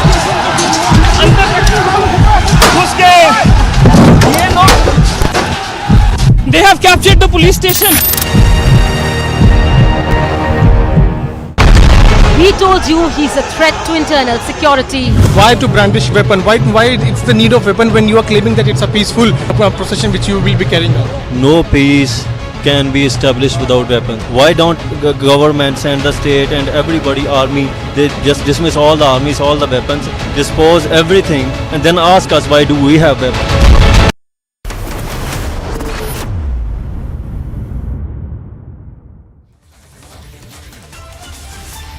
Welcome back. Let's also get you the very latest right now coming in from Australia. We are learning that the Indian consulate in Brisbane has been targeted by Khalistan goons. This besides two Hindu temples that were threatened in Sydney and in Melbourne respectively. In a disturbing development that is now being reported, the ongoing Khalistan menace has now struck on the Indian consulate office. This is in Brisbane in Queensland. You're looking at the first images on our screens right now. And do remember, this is clearly not an incident that will be seen in isolation, considering that there is a pattern. And like I said earlier, we've seen what happened at two particular Hindu temples in Sydney and in Melbourne, where graffiti, anti-India graffiti was also painted on the walls. And now this is the Indian consulate that has been targeted in Australia. We still have limited details, remember, coming in on that story, and we are trying to connect with our reporters to get you more details of what we know about this incident so far. Has there been any kind of action, anyone arrested or not? But right now, this is a disturbing development where the Khalistan menace has struck on the Indian consulate office in Brisbane in Queensland. And now, on the left of your screens, you're looking at images that Republic was able to capture earlier, where temples were targeted in both Sydney and in Melbourne. You would recall some very, very strong words had come in earlier from New Delhi saying that this is concerning. The authorities need to crack down on these elements. But we are seeing a rerun of that sentiment that is being provoked by certain elements that support Khalistan, and this time reported from the Indian consulate that has been targeted in Brisbane in Queensland.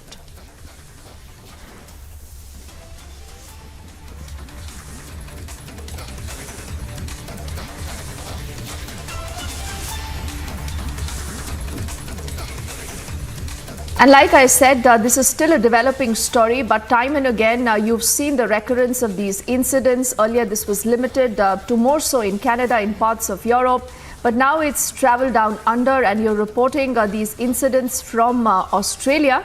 We have seen a pattern in Sydney and in Melbourne where the temples were targeted. You had anti-India graffiti being painted on that, and there were elements that were identified, is what we were told.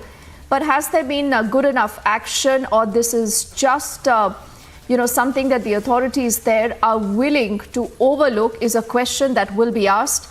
And right now, what you're looking at are, in fact, disturbing developments where you're also seeing the Khalistan menace that has struck on the Indian consulate office in Brisbane in Queensland. And clearly, this is an issue that New Delhi is closely tracking. And is there going to be more to this? Is there going to be a statement New Delhi would be releasing? Would there be action that would be expected? Clearly so. But like I said right now, limited bit of information coming in, but clearly a pattern that has moved from Sydney to Melbourne and now in Brisbane in Queensland. Sanika, what more details do we have about this particular incident is question number one. And question number two, do we know of any kind of action that the authorities have really taken? We are learning that New Delhi already has raised this entire issue. Sanika.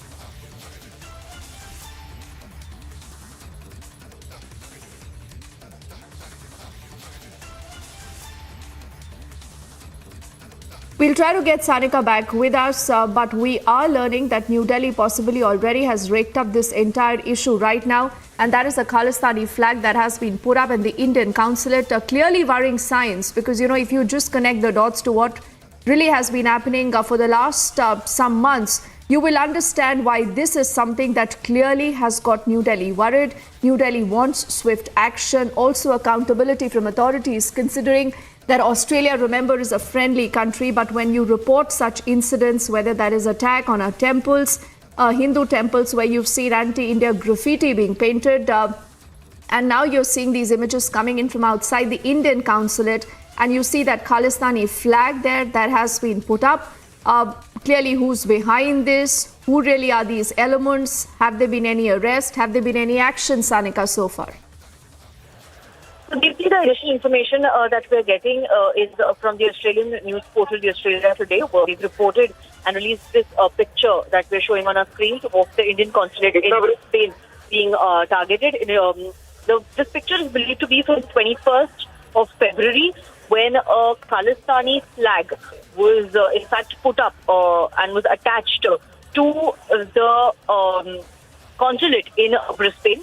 What we know is that Honorary Consul of India in Brisbane, Mrs. Archana Singh, in fact, found the Khalistani flag attached to the office when she arrived on the 22nd of February. So this is believed to be an incident on the night of 21st of February.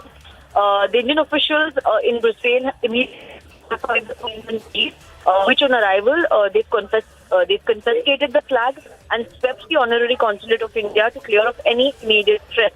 Now, the Honorary Consul Archana Singh, while speaking to the Australian media there, she said that the police is surveilling the area to keep us safe. We have strong faith in the police authority. Now, Deepti, this is not the first such instance to have taken place by pro-Khalistani elements in Australia. We know initially there were two temples that were targeted in Melbourne as well. And there were, in fact, attacks on Indians who were part of Tiranga rally as well in Australia. And just recently, which is on the 18th of February, Union External Affairs Minister S. Jaishankar had visited Australia. He'd visited Sydney and Melbourne.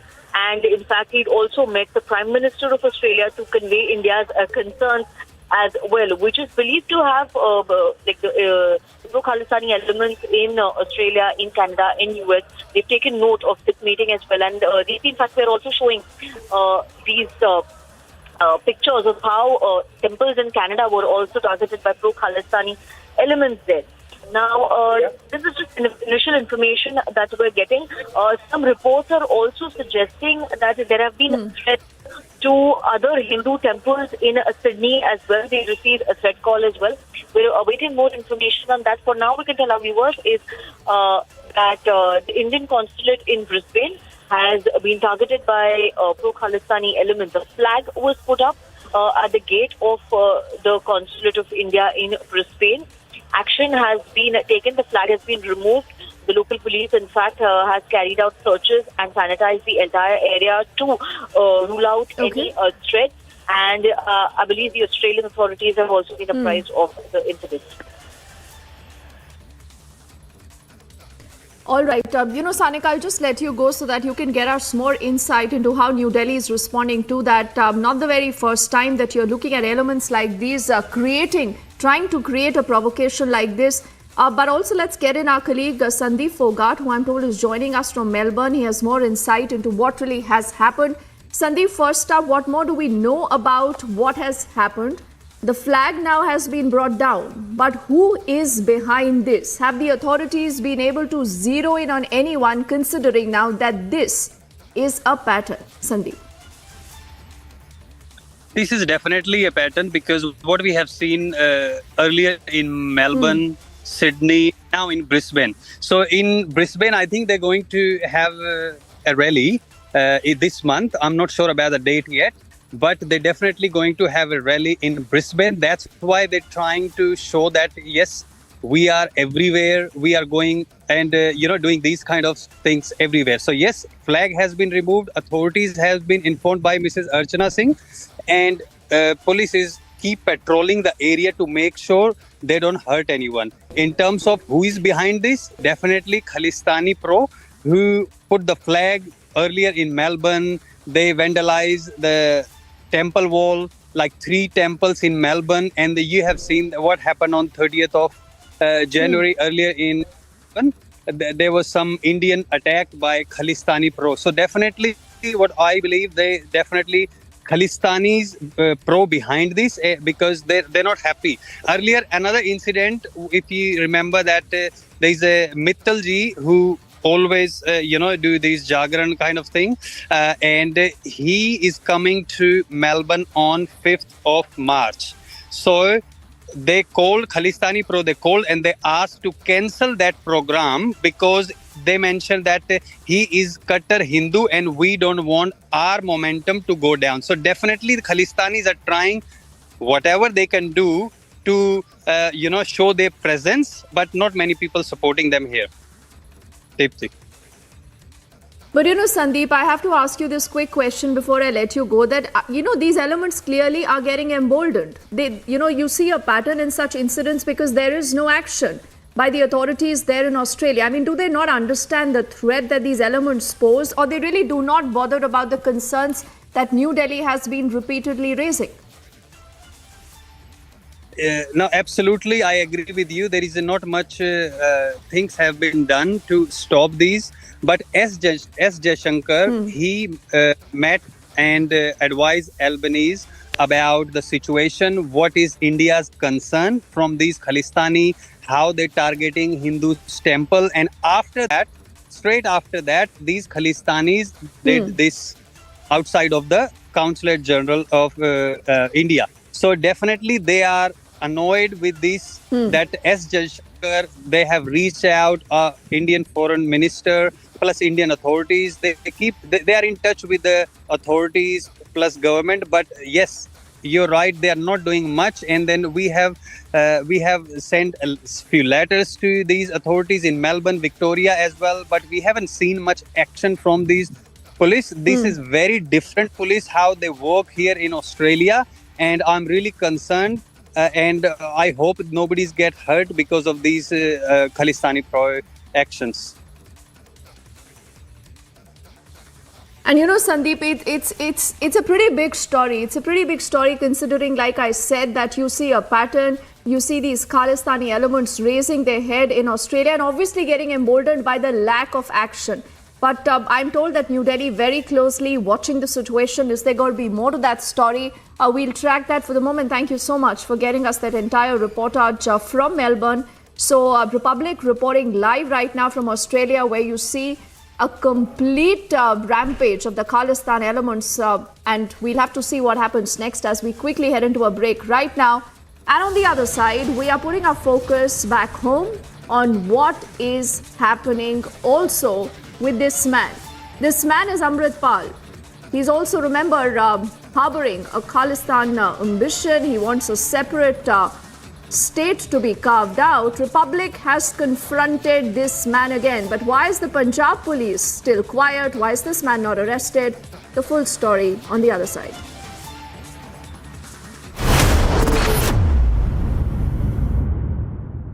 Soros, the allegedly evil Soros, has given a lot of money to a lot of people in the Indian news and especially the Indian digital news ecosystem. These people, who we will henceforth refer to as the hashtag Soros media, are therefore very rich media. The ironical part is that these completely blemished hashtag Soros media then asks the non-Soros media ethical questions. The Soros media asks the non-Soros media tell us who owns the news. Well, I tell them, Uncle Soros owns you. These unethical members of the Soros media have been completely lying and constantly lying and saying, oh, you got to pay to keep the news free. We are so poor, we have no money, the mainstream media has money, we are broke, help us, please give us 100 rupees. Why 100 rupees? Should even 1 rupee be given by you?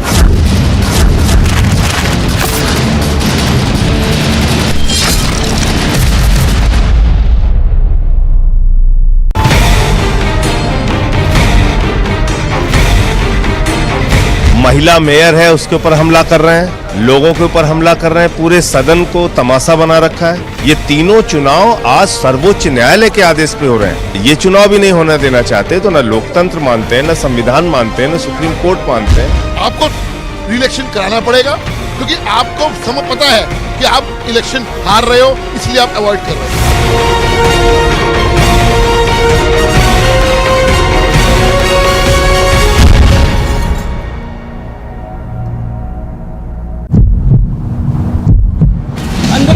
कोशिश कर रहे हैं। तस्वीरों में आप देख सकते हैं ये अमृतपाल के सारे सपोर्टर्स हैं, पुलिस स्टेशन के अंदर घुसने की कोशिश कर रहे हैं। तस्वीरें देखिए, ये लाठीचार्ज हो चुका है यहाँ पे तस्वीर बहुत बदतर हो चुकी है। कृष्णा, इन्होंने पत्थर चलाने शुरू कर दिए हैं, पुलिस स्टेशन के अंदर घुस गए ये लोग। They have captured the police station. He told you he's a threat to internal security. Why to brandish weapon? Why it's the need of weapon when you are claiming that it's a peaceful procession which you will be carrying out? No peace can be established without weapons. Why don't governments and the state and everybody, army, they just dismiss all the armies, all the weapons, dispose everything, and then ask us why do we have weapons? For 3 months, center and state didn't act. Now Khalistani Amritpal is on a rampage. Anarchy in Punjab, story broken on Republic.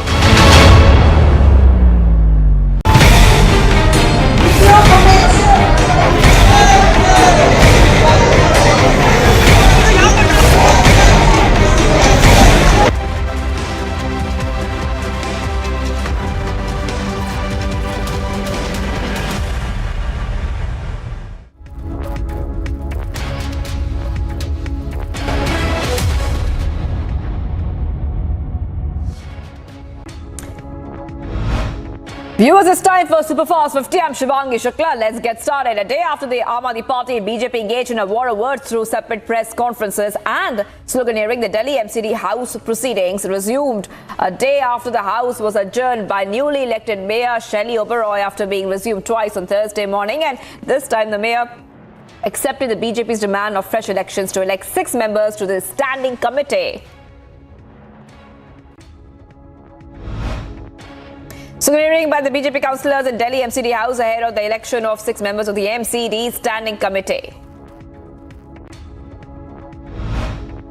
A court in Punjab's Ajnala on Friday ordered the release of radical preacher Amritpal Singh's aide Lovepreet Singh in a kidnapping case a day after the supporters of the leader stormed a police station here demanding his release.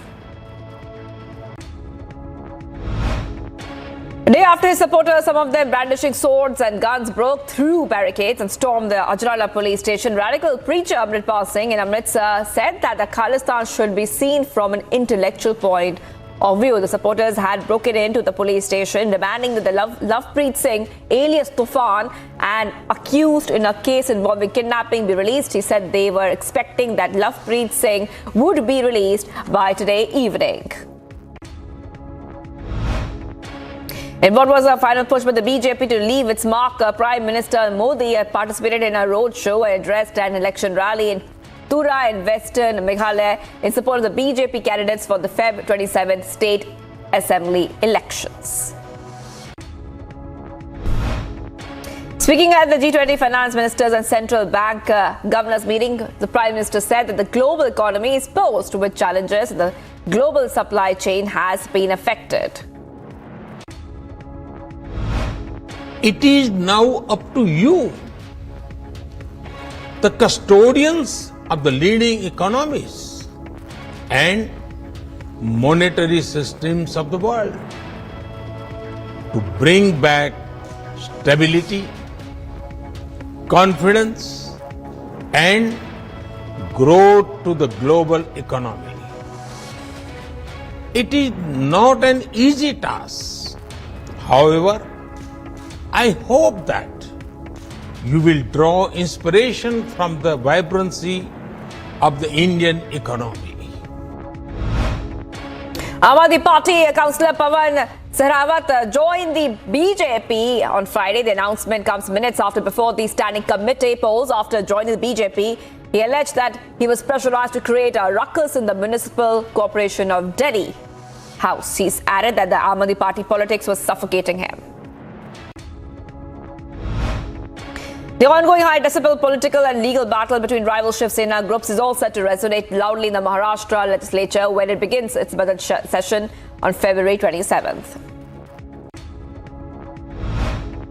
Lashing out at the Kerala CM Pinarayi Vijayan over his remarks on triple talaq, Kerala governor has said that the first communist chief minister of Kerala would be turning in his grave, as the left always stood in support of Uniform Civil Code implementation.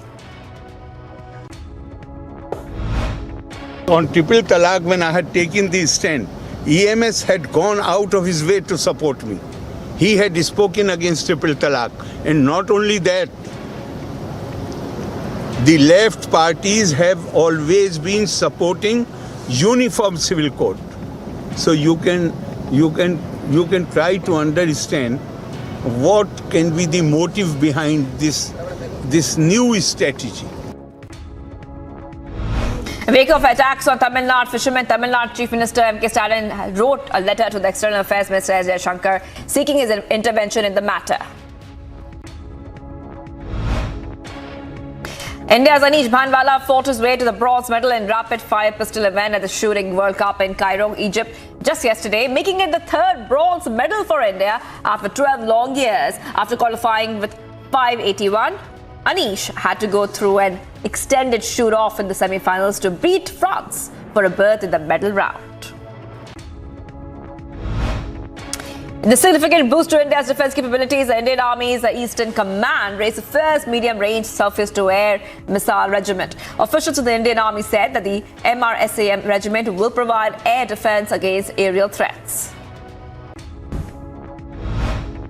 India upholds principles of UN Charter, claiming it would always call for dialogue and diplomacy as its only way out.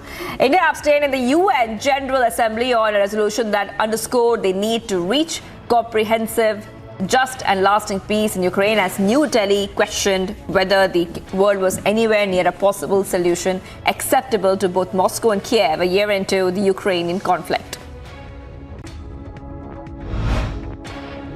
With the objective of curbing paper leaks in government recruitment exams, the Gujarat Legislative Assembly has unanimously passed a bill that provides for up to 10 years in prison for such malpractices.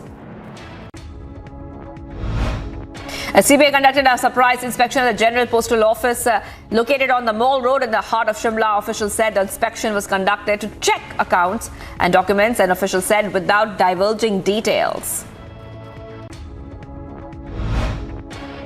Union Minister of State for Home Affairs Nityanand Rai demands sacking of Bihar Minister Surendra Yadav. He asked both Nitish Kumar and Tejasvi Yadav to sack him as he was demoralized the armed forces as well as the Agniveers.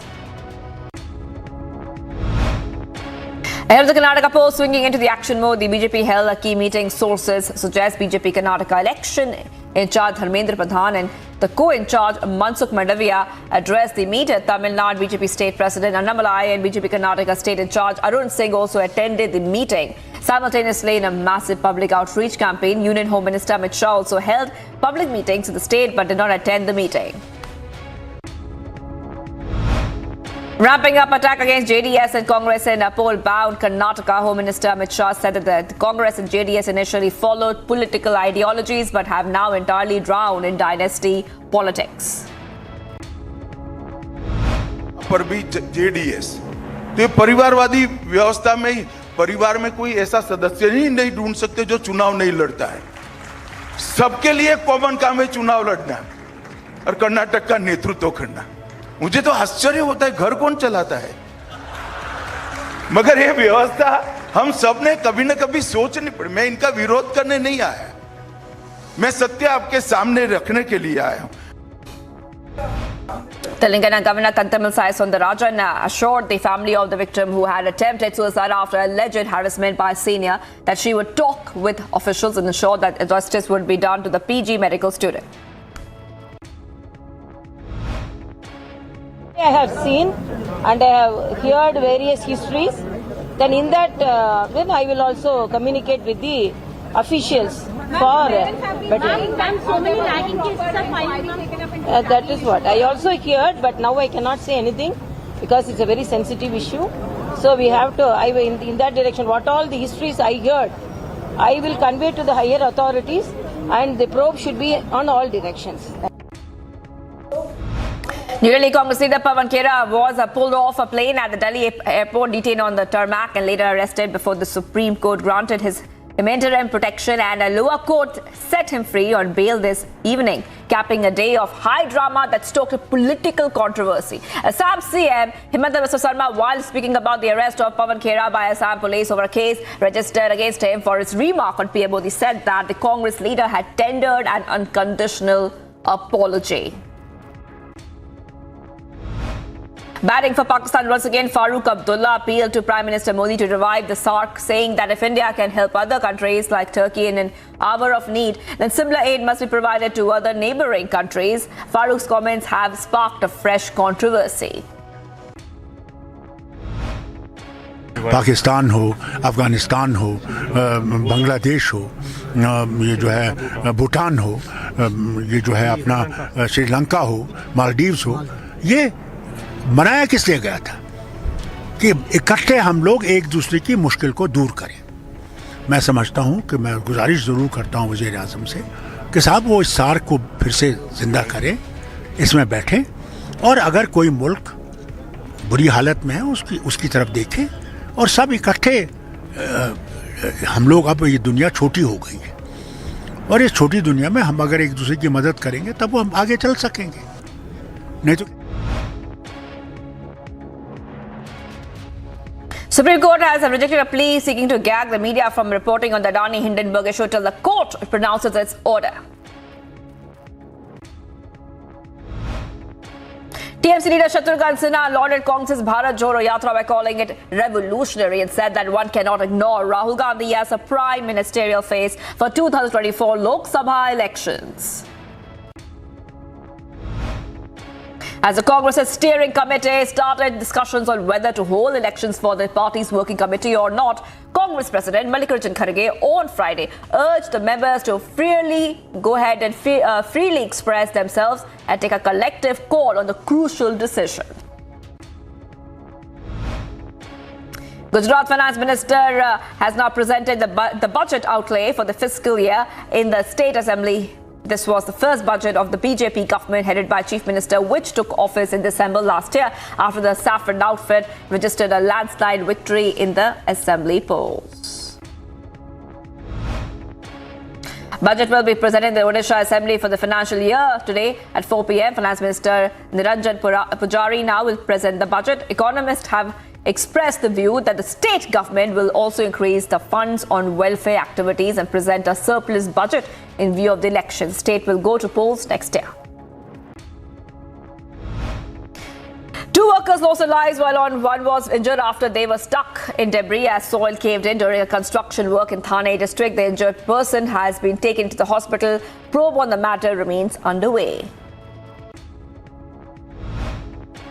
A traffic police personnel in Hyderabad acted quickly. Not just that, Rajshekhar also ended up doing a commendable job performing a CPR to save a person. After the miraculous incident, Telangana government has decided to conduct CPR training to all the frontline employees and workers next week in view of the increasing reports of such incidents. After a record surge in tourism in Jammu and Kashmir, some politicians are also having leisure time in the valley and other parts of the Union Territory. US Secretary of State Antony Blinken will arrive in India on March 1st. He will participate in the G20 foreign ministers meeting, which will focus on strengthening multilateralism and deepening cooperation on food, energy, security, sustainable development as well. As the Russia-Ukraine war completes a year today, there are no signs of any side relenting. Moscow has mobilized some 5 lakh troops, more than twice the size of the force it deployed to launch the invasion last February for a widely expected spring offensive. Meanwhile, Kiev's main financial and military support was sending armored vehicles, precision bombs, battle tanks and missile defense systems to Ukraine to bolster its defensive and offensive capabilities. US President Joe Biden said that Washington is nominating former MasterCard chief executive to lead the World Bank after its current chief, David Malpass, announced plans to step down. The development has now started accepting candidate nominations in a process set to run until March 29. Crisis in Sri Lanka has approved a $442 million wind power project of Adani Green Energy. Barely a month since the Indian multinational has now stocks have plummeted following a US-based short seller Hindenburg's damaging report on the growth. Pakistan shut down a key border crossing with Afghanistan just hours after it was reopened yesterday. Issue of the crossing, a key trade route for both Afghanistan and Pakistan, has added to increasing tensions between the two countries. The crossing was closed, claiming Islamabad was not abiding by an agreement with Kabul to allow Afghan patients and their caretakers to cross into Pakistan. S. Jaishankar set the record straight with Pakistan on the crisis the country is facing, saying that the centre will look into the public sentiments before taking a call on whether to help Pakistan in its difficult situation or not. Holding a mirror to Pakistan, he mentioned that terrorism is a fundamental issue in context to Pakistan and we must not be in denial of it. Pakistan is struggling with its worst economic crisis in decades, with its foreign exchange reserves at the lowest in 10 years. China and Iran have come forward to help the crisis that hit Pakistan to come out of the financial collapse, while the International Monetary Fund, or the IMF, is delaying unlocking the next tranche of $6.5 billion loan. The death toll has risen to 6 after an open pit coal mine collapsed in northern China. 47 people are still said to be missing. Now, the bulldozers are digging into the 80-meter high pile to move the rocks and dirt and unearth the buried people. Russian spy ring posing as diplomats had been quietly expelled from Australia in recent months after an Australian security agency revealed a major counter-espionage success. Reports stated that the spy ring comprised of purported embassy and consular staff as well as other operatives using deep cover identities. The US joined in with other countries to voice support for the UN General Assembly on a day when diplomats there passed a non-binding resolution that calls for Russia to end hostilities and withdraw from its neighbors on the eve of the first anniversary of Moscow's invasion. An unmanned space capsule has been launched from Kazakhstan to help bring home 3 astronauts on the International Space Station, or the ISS, after their original return vehicle was damaged by a tiny meteoroid. The capsule is scheduled to dock at ISS on Sunday, but it's not expected to bring home the 3 astronauts until September. Viewers, it's time for all the sports action we're tracking. India crippled under the pressure of a knockout game yet again after skipper Harmanpreet Kaur run out as defending champions. Australia entered their 7th successive Women's T20 World Cup final with a 5-run win yesterday. Harmanpreet Kaur was run out soon after completing her half-century in the Women's T20 World Cup semi-final against Australia. The Indian women's cricket team fell at the penultimate hurdle as Australia booked their 7th successive Women's T20 World Cup final spot. When Harmanpreet was asked about her dismissal, she admitted that there cannot be a more unlucky way to get dismissed. Remainder of the PSL might be moved in its entirety to Karachi after a financial dispute between the Pakistan Cricket Board and the interim Punjab government. The decision will be made following a meeting chaired in the afternoon with all franchise owners. India's Anish Bhanwala has fought his way to the bronze medal in rapid-fire pistol event at the Shooting World Cup in Cairo. And this has made it the 3rd bronze medal for India. After qualifying with 581, Anish had to go through an extended shoot-off in the semi-finals to beat Yann Chesnel of France for the berth in the medal round. Manchester United beat Barcelona in the Europa League R16 playoff as they got the better of the Spanish giants by 2-1 on the night, 4-3 on the aggregate. Goals from Fred and Anthony were enough for Red Devils to cancel out Robert Lewandowski's opening goal in the second half as they now look forward to the R60.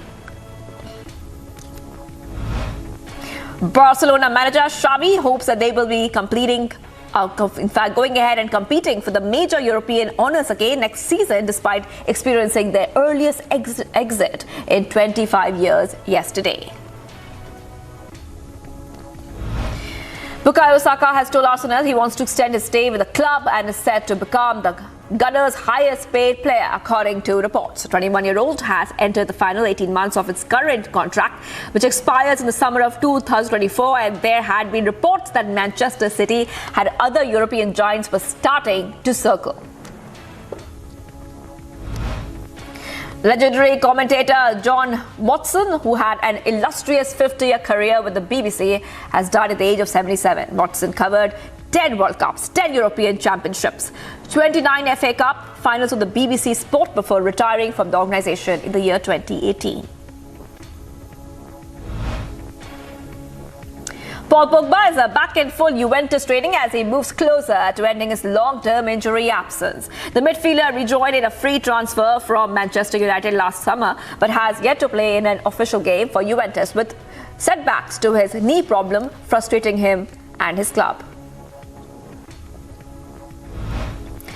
Spain's all-time leading appearance maker and Sergio Ramos has announced his retirement from the international football at the age of 36.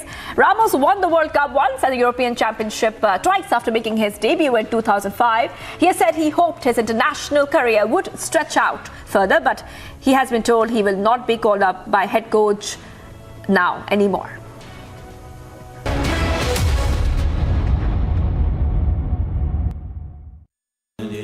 Amity has been ranked India's #1 not-for-profit private university for 10 years, with top 10 ranked institutions in management, engineering, biotech, law, masscom, telecom, hospitality, fashion and more. Yet another top ranking for Amity University.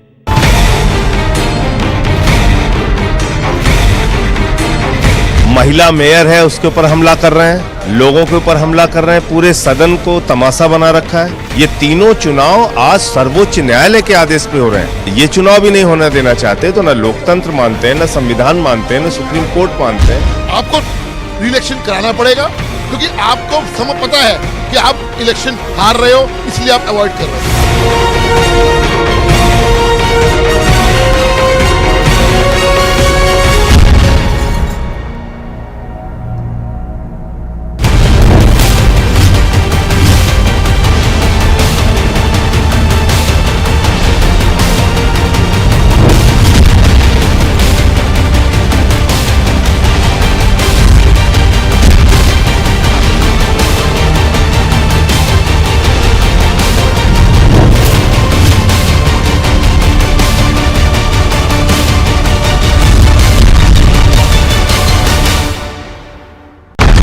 We told you he's a threat to internal security. Why to brandish weapon? Why it's the need of weapon when you are claiming that it's a peaceful procession which you will be carrying out?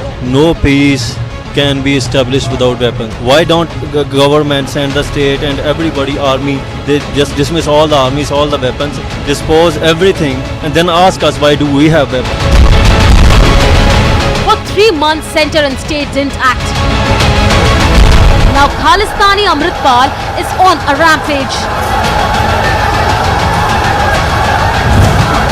Anarchy in Punjab, story broken on Republic.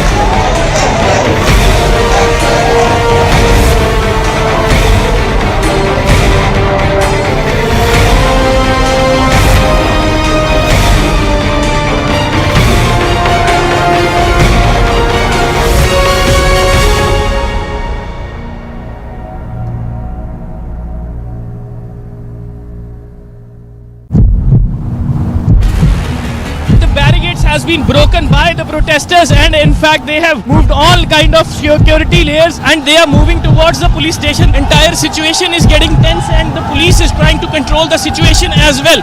लाठी charge हो चुका है यहाँ पे। यहाँ तस्वीर बहुत बदतर हो चुकी है, जो पत्थर है चलाने शुरू कर दिए और इन लोगों ने पुलिस स्टेशन के अंदर तक जो है वो धाबा बोल दिया है, क्योंकि इनका कहना ये था कि जो अमृतपाल सिंह के खिलाफ FIR दर्ज हुई है उसमें जो लोग गिरफ्तार हुए हैं उनको छुड़वाया जाए। Soros, the allegedly evil Soros, has given a lot of money to a lot of people in the Indian news.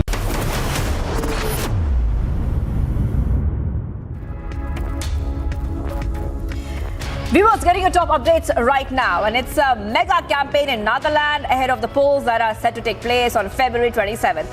Prime Minister Modi leveled a scathing attack on the Vadra Congress, claiming that the people of Nagaland long for even basics under the Congress rule. Here's more.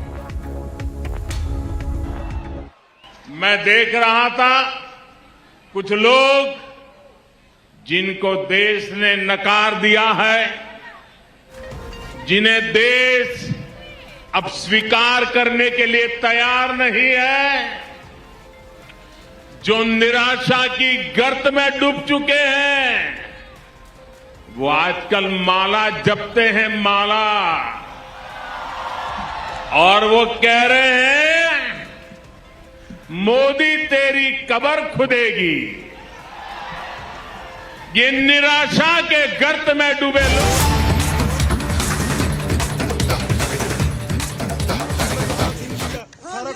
वो सिख कौम के जरनैल आ ते जरनैल चढ़दी कला च बस jail च ठीक हुंदा, जेल तैनूं पता किदां दी हुंदी है, जेल जिद्दां जेल हुंदी, जेल वाला वो ते फिर होना ही है, फिर जेल फिर घर दा थोड़ा कम हुंदा वा, ठीक है जी। गुलामी दा साहस ते कराउणा जिहड़े आपां गुलाम सिख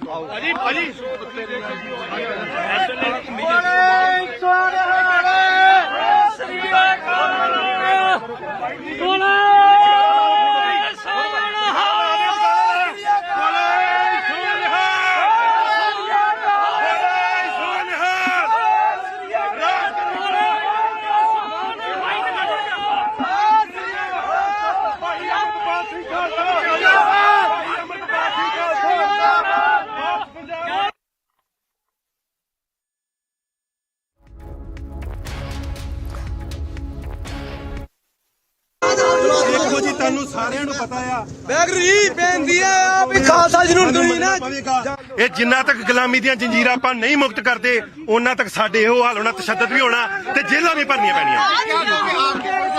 ਮੈਂ ਤੇ ਕਹਾਂਗਾ ਸਿੱਖ ਕੌਮ ਨੂੰ ਇੱਕ ਹੋਣਾ ਚਾਹੀਦਾ ਆ ਤੇ ਸਾਰਿਆਂ ਨੂੰ ਰਲ ਮਿਲ ਕੇ ਪਾਤਸ਼ਾਹੀ ਦਾਵਾ ਕਾਇਮ ਕਰਨਾ ਚਾਹੀਦਾ ਤੇ ਗੁਲਾਮੀ ਤੋਂ ਫੇਰ ਹੀ ਆਪਾਂ ਮੁਕਤ ਹੋਏ। Entire community should be one. So we should get out of this ਸਾਰੇ ਅਫਸਰਾਂ ਦਾ ਧੰਨਵਾਦ ਕਰਦਾ ਤੇ ਸਾਰੀਆਂ ਸੰਗਤਾਂ ਦਾ ਧੰਨਵਾਦ। ਬਾਕੀ ਦਰਬਾਰ ਸਾਹਿਬ ਮੱਥਾ ਟੇਕਣ ਜਾਏ। I am really thankful to everyone, all the Sikh officers. We will go to Golden Temple to pay obeisance.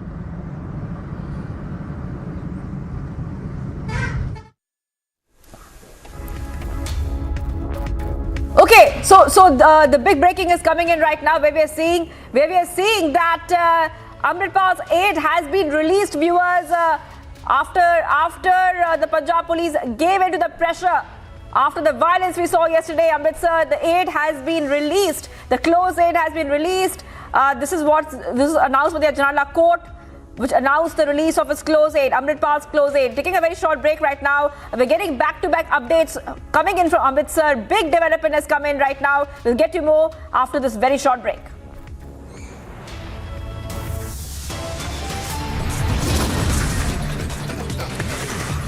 But as this happens, as violence breaks out in the aid of Khalistan supporter Amritpal gets released, the Chief Minister Bhagwant Mann has a different priority right now. He is busy in campaigning instead.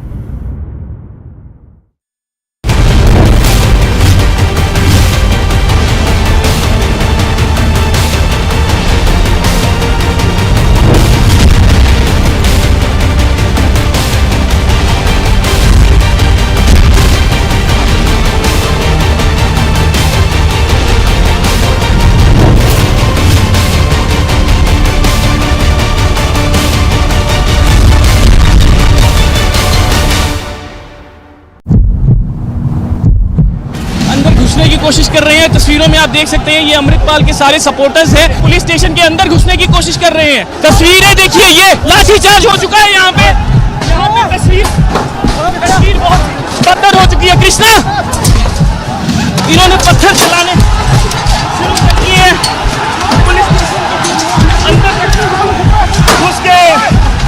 ये लोग, they have captured the police station.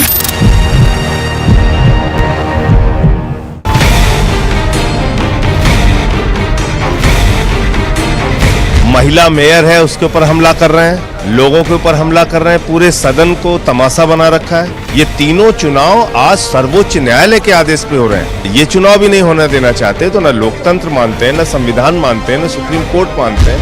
आपको रिइलेक्शन कराना पड़ेगा, क्योंकि आपको समय पता है कि आप इलेक्शन हार रहे हो, इसलिए आप अवॉइड कर रहे हो।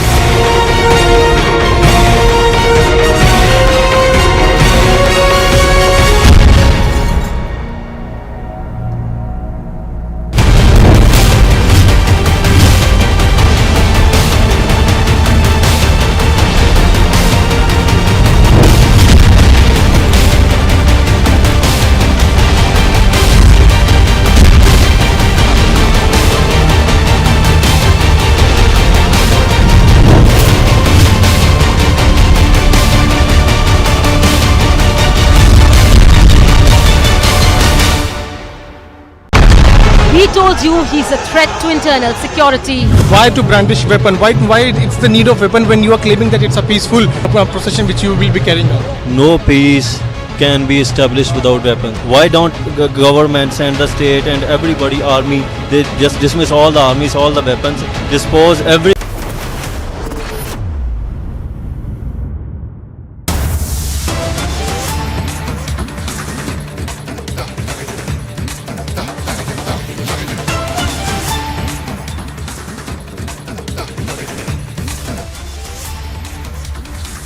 We are cutting across to these images that are coming live from Punjab. The man that you see on your screens, ladies and gentlemen, is Lovepreet Singh Tufan, who's now been released from prison. He's the very man that Amritpal and company wanted to be out, and today he's walking out.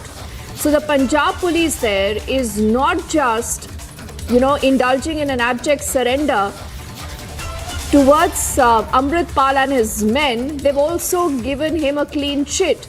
They literally yield right now in that situation, and Amritpal Singh is released. We also have our colleague Amandeep, who's been tracking that story very, very closely. Amandeep, the Punjab police has given in. I haven't seen the Chief Minister for the last 48 hours or so saying anything on this. We've only heard and seen the top cop of the state saying yes. He's provided us proof saying the FIR was fake, so we will, have a discharge from the court, and they've done that.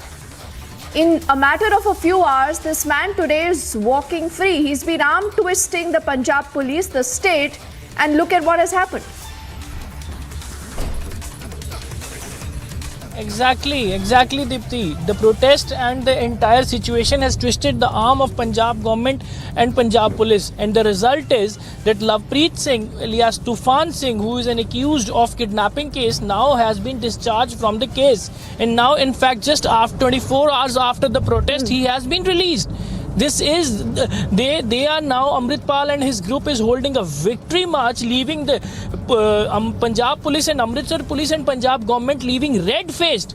And in fact, they have to bear the consequences. This is just because the beginning of collapse of law and order situation in Punjab. This is just the beginning, Dipti. Now this is going to give a great negative impact on the law of land in Punjab. And in fact in upcoming days we will definitely going to witness the situation that how the people will started moving towards Amritpal Singh instead of police. The impression of police has been completely reduced in Punjab after this incident. The Punjab police, while filing the application of discharge in the Ajnala court, they have clearly mentioned, Dipti, that Lovepreet Singh alias Tufan Singh was not present in Amritsar when the incident of kidnapping of Varinder Singh happened. And in fact, he was present in Bathinda court. That is around 300 to 400 kilometers from Amritsar. They have specifically mentioned the location that he was present in Bathinda court on 15th of February when Varinder Singh was kidnapped. And they have also mentioned that police don't need this person in the Why is police the Punjab police investigation in the doing kidnapping this? case. Where so is the Home kindly Minister of discharge the him. state, Bhagwant Singh Mann? Deepthi, this is the biggest question, and in fact, Home Minister Bhagwant Mann is a Home Minister. Bhagwant Mann is a Chief Minister, and in fact, the entire ministry remains silent and quoting that law and order situation is very much okay in Punjab. And in fact, the DGP has also claiming that law and order situation is very much okay in Punjab. But what happened? What happened when the case comes to the Amritpal Singh? What happened? The entire police station has been hijacked for continuously 4 hours. It was remain under the control of Amritpal Singh, who is a Khalistani, who demands Khalistan in an open, in full public view, who radicalized the people for Khalistan. He was controlling the police station for continuously 4 hours. And in fact, the entire state machinery is mum on this situation. But reason behind is nobody knows. Only Bhagwant Mann or Arvind Kejriwal knows about it. That why they are very much silent on this issue. Why they are dragging this Punjab again in early 90s and early 80s. When the militancy was on the peak, the similar movements has been started in early 80s. And in fact, it took around 15 years to wipe out this militancy from Punjab. Is the Aam Aadmi Party government pushing back Punjab to the similar situation? Are they really wanted the bloodshed in Punjab to happen again? Nobody can afford it. One generation, Deepthi, I would like to mention that one generation has been finished in that time, in that era of militancy. And now again, the entire situation is taking U-turn. Then it was Jarnail Singh Bhindrawala. Now it is Amritpal Singh. And in the upcoming days, nobody knows who will be.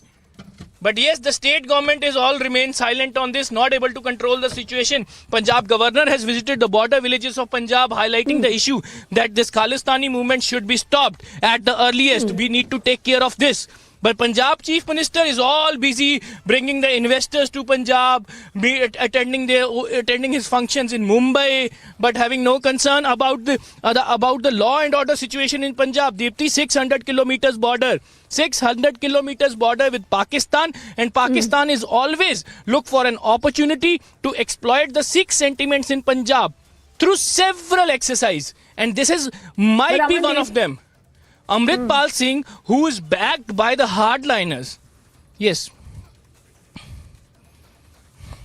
And this is in spite of the entire rampage, Amandeep, that all of us have seen on the streets of Punjab for a good 5 to 6 hours playing out.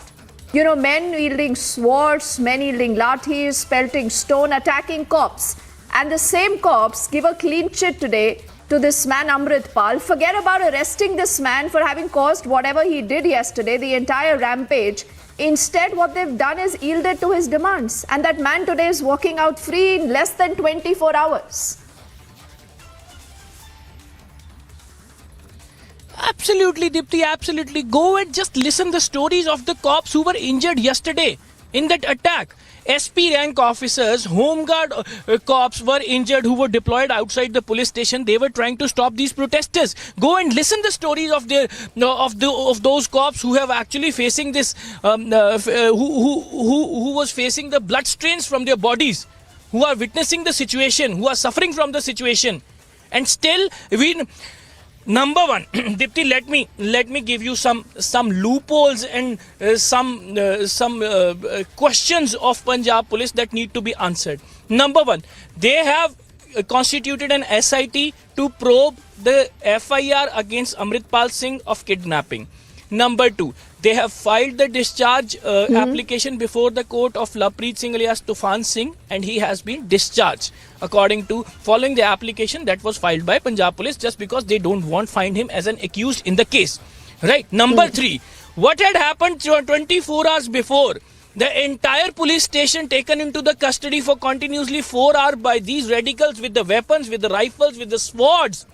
No FIR has been registered. And when we question SSP regarding this, he says we are trying to analyze the CCTV footage and we will file a report and we will inquire the matter and then we will register the fault. What kind of analyzing they are doing?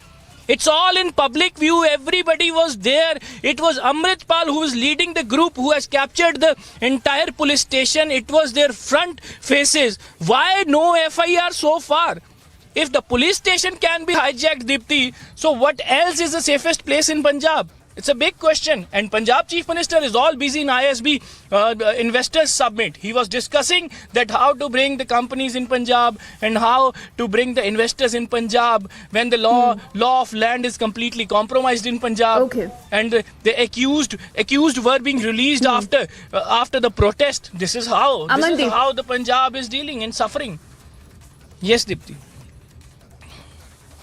You know, the point is today that you have a chief minister who's clearly missing, chief minister who doubles up as the home minister of the state. He hasn't spoken a bit about what's really going on in Punjab. Now, one of his minister, this is Kuldeep Singh Dhaliwal, who's just spoken on the Ajnala incident a little while earlier, and he says that the people of Punjab should have absolute and total faith in Bhagwan Singh Mann. We wonder how, but this is exactly what he said. Amandeep, then I come back to you. ਬਿਲਕੁਲ ਦੇਖੋ ਜਿਹੜੇ ਸਾਡੇ ਕਾਲ ਤਖਤ ਸਾਹਿਬ ਦੇ ਜਥੇਦਾਰ ਸਾਡੇ ਧਾਰਮਿਕ head ਨੇ ਪੂਰੀ ਦੁਨੀਆ ਦੇ ਵਿੱਚ ਸਿੱਖਾਂ ਦੇ ਐਸਜੀਪੀਸੀ ਚੁਣੀ ਹੋਈ ਸੰਸਥਾ ਮੇਰੀ ਉਹਨਾਂ ਨੂੰ ਬੇਨਤੀ ਹੈ ਧਰਨੇ ਮੁਜ਼ਾਹਰੇ ਕਰਨਾ ਰੈਲੀਆਂ ਕਰਨੀਆਂ ਡੈਮੋਕ੍ਰੇਸੀ ਆ ਕੋਈ ਗੱਲ ਨਹੀਂ ਹਰ ਬੰਦੇ I request them.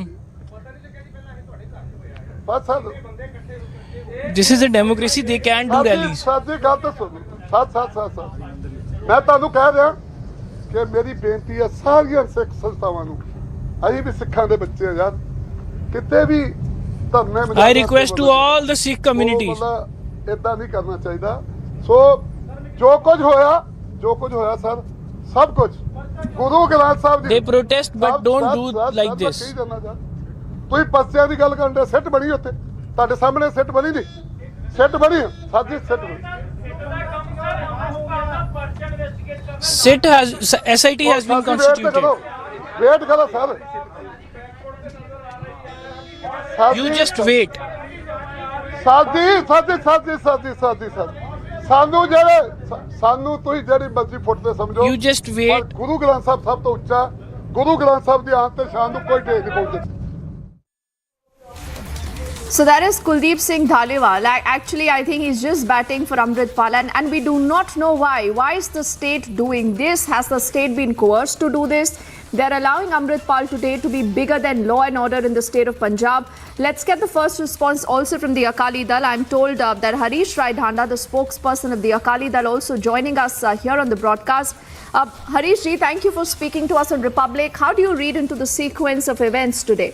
And how is it that you have a cabinet minister, Mr. Dhaliwal, saying all is well? He says you must have total faith in the capability of Bhagwan Singh Mann. It's a very unfortunate statement of a cabinet minister. They don't realize their responsibility towards the constitution. Their oath of allegiance to the constitution, they don't know what it means. You see, if like this, 2,000 people can come armed with swords and guns and so on and intimidate the SSP and beat the police and eventually get answers as wanted by them, then hand over the state to them. Why Bhagwant Mann is sitting on that chair? He should hand over. He should have him as his chief advisor, Amritpal. Make him the advisor and run the police. It's very unfortunate. It's not a very small issue. It's a very big issue. The question is, state has collapsed. Why do you think, Harish Ji, that you have a state as crucial as Punjab today that has surrendered before Amritpal and his men? Why has the state done that? Because this is a policy of divide and rule. They want to create problem. 40 years back, problem was created in Punjab. Then the Congress won the elections. Now, probably BJP's design is to win election nationally, which they are not winning right now, apparently. They will have a divide. They will create a communal feelings, arouse people, burn Punjab. Punjab is a border state. They don't realize what happened yesterday was 3 kilometers away from border. Bhagwant Mann and BJP are hand and glove. They created that stage of where both Dadhuwal You're was saying the Aam Aadmi nursed by Party them. and the BJP are together. You're saying Harish ji, yes, the Akali Dal is yes. alleging that the BJP and the Aam Aadmi Party are working together. Yes, it is a fact. They nursed these all elements. Why are not stopping? Why BJP is sleeping? Why Bhagwant Mann is tolerating him, giving him such a long rope? Why Dadhuwal was sent? Why Haryana SGPC has been split? Why they are meddling in the religious affairs? Why they took part in the elections of the SGPC? Why now they are picking purposefully Sikh faces and putting them ahead? Why? This is very apparent. BJP is playing with fire. This Captain Amrinder played with the fire. He knows the place. Now these AAP will know. No doubt they have harmed us. They have blamed us for Bedwi. Who gained from the Bedwi? This both AAP and Congress. Now BJP wants to make out of it. You know, Harish ji, you're making a very, very serious charge. You're saying the centre is not doing anything, neither is the state. We have a fresh reaction from the ADG, Harish ji. For the moment, I thank you. Let's listen in to what the ADG says. ਹੁਣ ਇਸ ਤੋਂ ਫਾਰਗ ਹੋ ਕੇ SIT ਕਰੇਗੀ ਜੀ ਜਿਹੜੀ investigation further ਉਹ ਕਰਨਗੇ ਜੀ ਸਰ ਲੋਕਾਂ ਨੂੰ ਕੀ ਅਪੀਲ ਕਰਨਾ ਚਾਹੁੰਦੇ ਜਨਾਲਾ ਚ ਇੱਕ ਟੈਂਸ ਮਾਹੌਲ ਸੀਗਾ ਹੁਣ ਚਲੋ ਅੰਮ੍ਰਿਤਪਾਲ ਸਿੰਘ ਹੁਣੀ ਵੀ ਰਵਾਨਾ ਹੋ ਚੁੱਕੇ ਨੇ ਸੋ ਜੋ ਮਾਹੌਲ ਇੱਕ ਬਣਿਆ ਸੀਗਾ ਉਹ ਸਿਚੁਏਸ਼ਨ ਟੈਕਲ ਹੋ ਗਈ ਹੈ ਲੋਕਾਂ ਨੂੰ ਆਈ ਅਪੀਲ ਹੈ ਕਿ ਪੀਸ ਮੇਨਟੇਨ ਕਰਨ ਔਰ ਪੁਲਿਸ ਦਾ ਸਹਿਯੋਗ ਕਰਨ ਔਰ ਪੁਲਿਸ ਵੀ ਆਪਣਾ ਪੂਰਾ ਯਤਨ ਕਰਕੇ ਤੇ ਪੀਸ ਮੇਨਟੇਨ ਕਰੇ ਸਰ ਪੁਲਿਸ ਜਿਹੜੇ ਜਵਾਨ ਜਿਹੜੇ ਜ਼ਖਮੀ ਹੋਏ ਸੀਗੇ ਉਹਨਾਂ ਨੂੰ ਡਿਸਚਾਰਜ ਕਰਤਾ SP ਜੁਗਰਾਜ ਸਿੰਘ ਵੀ ਜ਼ਖਮੀ ਹੋਏ ਸੀਗੇ SP ਸਾਹਿਬ ਤਾਂ ਹਾਲੇ ਹਸਪੀਟਲ 'ਚ ਹੈਗੇ ਜਿਨ੍ਹਾਂ ਦੇ ਘੱਟ ਇੰਜਰੀ ਸੀਗੀ ਕੱਲ੍ਹ ਅਸੀਂ ਵਿਜ਼ਿਟ ਕੀਤਾ ਸੀ ਹਸਪੀਟਲ ਉਹਨਾਂ 'ਚੋਂ ਕੁਝ ਬੰਦੇ ਜਿਹੜੇ ਹੈਗੇ ਡਿਸਚਾਰਜ ਹੋ ਗਏ ਸਰ ਕੋਈ ਇਸ ਸੰਬੰਧੀ ਕੋਈ ਕਾਰਵਾਈ ਜਿਵੇਂ ਕਿ ਜਿਹੜੇ ਜ਼ਖਮੀ ਹੋਏ ਨੇ ਪੁਲਿਸ ਵਾਲੇ ਕੋਈ ਕਾਰਵਾਈ ਜੇ ਪੁਲਿਸ ਨੇ ਕੀਤੀ ਹੋਵੇ ਉਹ ਵੀ ਜੋ ਵੀ ਅੱਗੇ ਪਲਾਨ ਕਰਕੇ ਉਸ ਤਰ੍ਹਾਂ ਦੀ ਕਾਰਵਾਈ ਕਰਾਂਗੇ ਫੋਰਸ ਡਿਪਿਊਟ ਰਹੇਗੀ ਇੱਥੇ ਜੀ ਹਾਂ ਅਸੀਂ ਫੋਰਸ ਦੀ ਪ੍ਰੈਜ਼ੈਂਸ ਰੱਖਾਂਗੇ ਸ਼ਹਿਰ 'ਚ ਤਾਂ ਕਿ ਪੀਸ ਇੱਥੇ ਪੀਸ ਮੇਨਟੇਨ ਰਹੇ ਉਹਨਾਂ ਲਵਪ੍ਰੀਤ ਸਿੰਘ ਨੂੰ ਰਿਲੀਜ਼ ਕਰਤਾ ਜੀ ਲਵਪ੍ਰੀਤ ਰਿਲੀਜ਼ ਕਰਤਾ ਹੈਗਾ और Amritsar छेगा thank you sir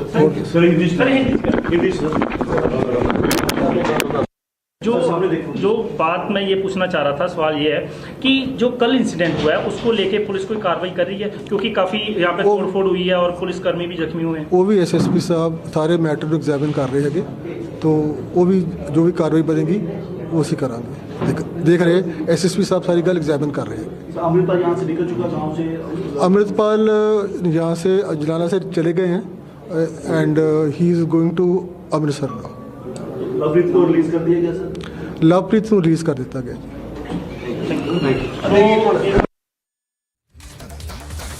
So you just heard the ADGP there speaking on the entire issue and you know, he says that whatever happened yesterday and whether there should be any action against Amritpal or not, he said that's a question under examination, ladies and gentlemen.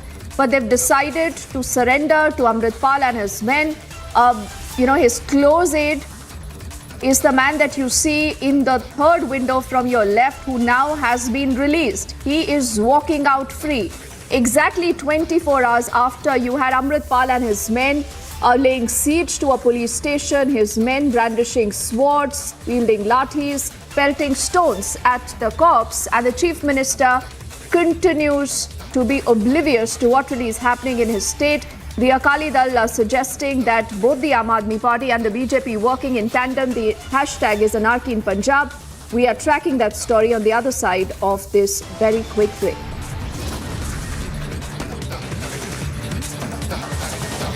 We'll also get you the very latest coming in now from the poll-bound state where the Prime Minister is campaigning. He's taken on the Congress. He pitches Kamal Khilega and the response to Congress's Kabr Khudegi slogans.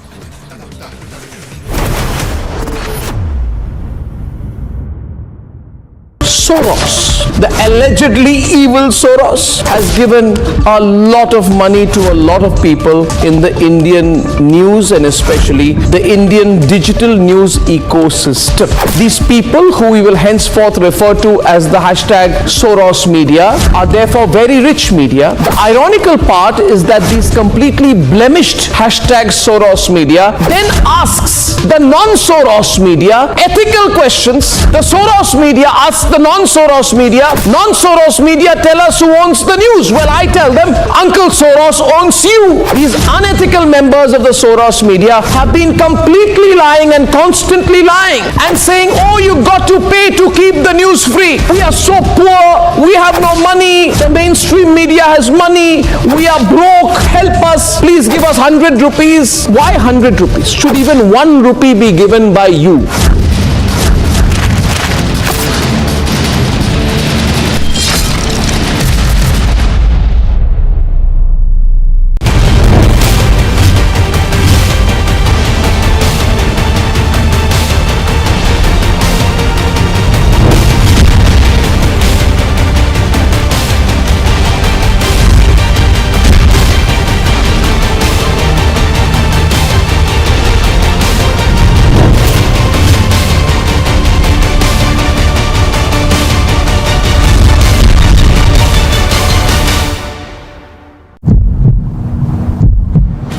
घुसने की कोशिश कर रहे हैं। तस्वीरों में आप देख सकते हैं ये अमृतपाल के सारे सपोर्टर्स हैं, पुलिस स्टेशन के अंदर घुसने की कोशिश कर रहे हैं। तस्वीरें देखिए, ये लाठीचार्ज हो चुका है यहाँ पे तस्वीर बहुत बदतर हो चुकी है। कृष्णा, इन्होंने पत्थर चलाने शुरू कर दिए हैं, पुलिस स्टेशन के अंदर घुस गए ये लोग।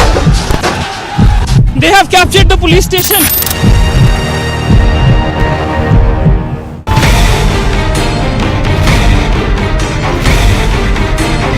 महिला मेयर है, उसके ऊपर हमला कर रहे हैं, लोगों के ऊपर हमला कर रहे हैं, पूरे सदन को तमाशा बना रखा है। ये तीनों चुनाव आज सर्वोच्च न्यायालय के आदेश पे हो रहे हैं। ये चुनाव भी नहीं होने देना चाहते, तो ना लोकतंत्र मानते हैं, ना संविधान मानते हैं, ना सुप्रीम कोर्ट मानते हैं।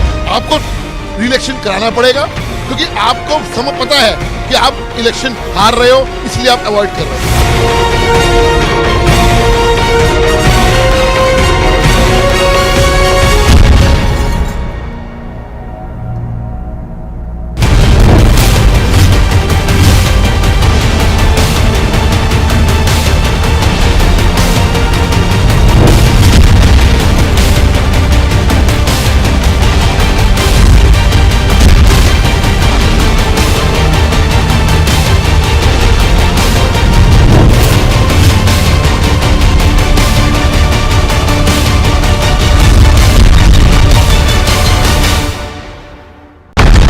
He told you he's a threat to internal security.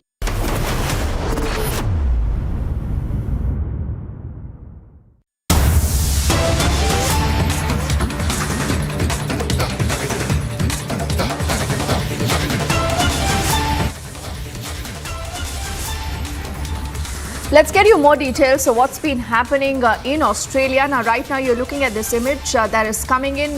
This is outside the Indian Consulate office in Brisbane in Queensland. And if you look at that image very carefully, what is disturbing is the Khalistani flag. Now, in Australia, remember, ladies and gentlemen, we've seen a pattern, whether that was, the temples where we've seen anti-India graffiti being painted again by these elements in Sydney, Melbourne, now Brisbane and Queensland. Let's also get in the first reaction from Jitar Jai Bharadwaj, who's the editor of Australia Today, joining us from Melbourne. Jitar, thank you for speaking to us on Republic. I want to ask you a simple and a direct question. Are these elements now getting emboldened by the inaction of the Australian authorities? Because how is it that this entire story, this entire pattern has been noticed by everyone but the Australian authorities, and they fail to act? I would say there is no doubt they are emboldened. Now they are thinking to do much more than what they can chew. They were targeting Australians, Australian Indians. They were targeting Hindu temples. But right now what they have done is they have targeted an institution which is Indian institution. Consulate is a symbol of India in that city. So they have directly threatened and targeted Indian authority. And it's been more than 36 hours now since this incident has happened, and it came to light this morning to us. Nothing has been done. Queensland Police, Brisbane is the capital of Queensland. Queensland Police has not given a statement as of now. They are saying we are doing whatever we can do. no arrest has been made. Despite there are number of cameras, CCTV cameras around and in this building, they could find out, they can make out which car they came. There are, it's unlikely that you miss it. They can make this arrest, but it seems that it's not in their priority. I must tell you that Australian Foreign Minister is coming to India just next week to talk about safety, defense ties, and cyber security ties. And look at Australia. Indian, Australian, and Australian institutions are being targeted. But why? Why do you think, Jitat, in spite of the relations between India and Australia, you're not looking at the authorities there, even recognizing that this is a real threat in spite of, I think, repeated such statements coming in from New Delhi? Do they simply not care, or they believe that, they can just let this happen? Or like I said, they do not think that they need to act in a case like this that really possibly could have serious implications? So initially, yes, they kind of didn't understand the implication which this Khalistani menace brings to Australia. And then secondary was political compunction. The local political leaders are so hand in glove with these Khalistan supporters that they are being supported by muscle and money in their elections. Now, after election, just 6 months back, these Khalistan supporters were standing on the booths to distribute their pamphlets and everything, and they were arranging fundraisers for these politicians who are in power right now. And then what happens? Right now, they are looking the other way because their supporters are running amok on the streets of Melbourne or in Sydney or in Brisbane. So this is kind of political compulsion. Federal government, the national federal government, kind of is understanding now. When I'm talking to the federal authorities, security agencies, their representatives are saying, yes, this can go out of hand. We have to understand this. But when you go to the local police station where the actual thing is happening and complaints are being launched, they have no idea. They just say, all right, we'll come after 6 hours. I think, Jitat, you've touched a very, very important point. Only for war of time, I'm thanking you right now, but with a promise that we are going to be touching base with you later also in the evening, as we'll keep our focus on that story. And the question that should be asked, that why is Australia not acting? I thank you right now, Jitat, for speaking to us. Time for us also to head into a quick break. विकास का growth engine मानती है। कांग्रेस के लोगों को तो मेघालय की याद सिर्फ चुनाव के दौरान ही आती थी।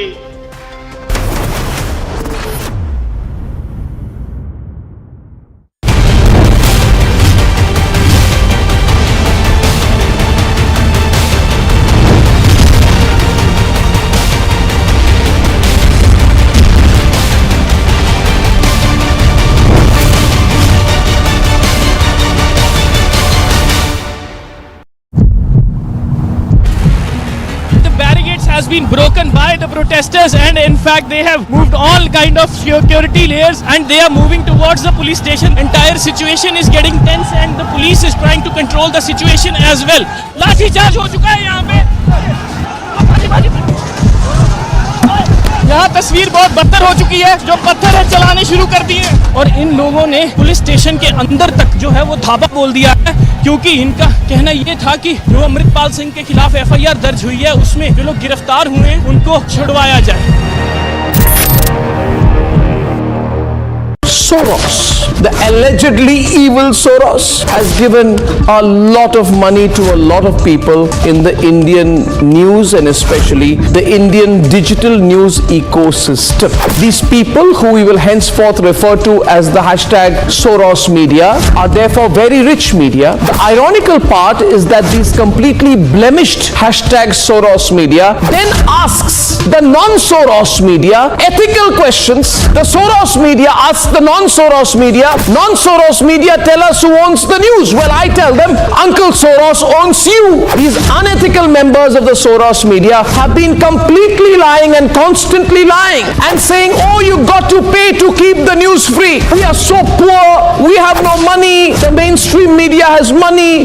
We are broke. Help us. Please give us 100 rupees. Why 100 rupees? Should even 1 rupee be given by you?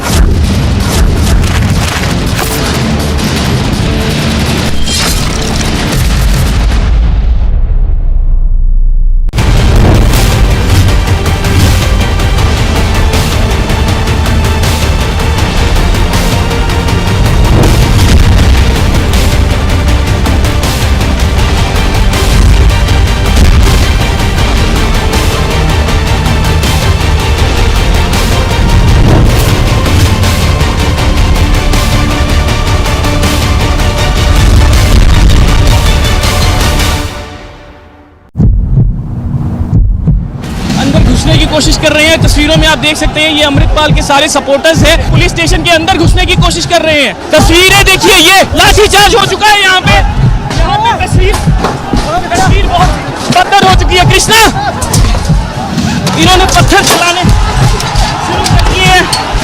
Police station अंदर घुस गए।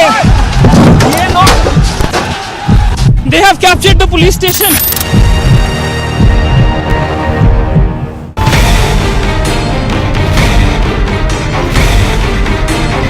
महिला मेयर है, उसके ऊपर हमला कर रहे हैं, लोगों के ऊपर हमला कर रहे हैं, पूरे सदन को तमाशा बना रखा है। ये तीनों चुनाव आज सर्वोच्च न्यायालय के आदेश पे हो रहे हैं। ये चुनाव भी नहीं होने देना चाहते, तो न लोकतंत्र मानते हैं, न संविधान मानते हैं, न सुप्रीम कोर्ट मानते हैं। आपको रिइलेक्शन कराना पड़ेगा, क्योंकि आपको समय पता है कि आप इलेक्शन हार रहे हो, इसलिए आप वर्षों में अनेकों आदिवासी गांवों तक पहली बार बिजली पहुंची।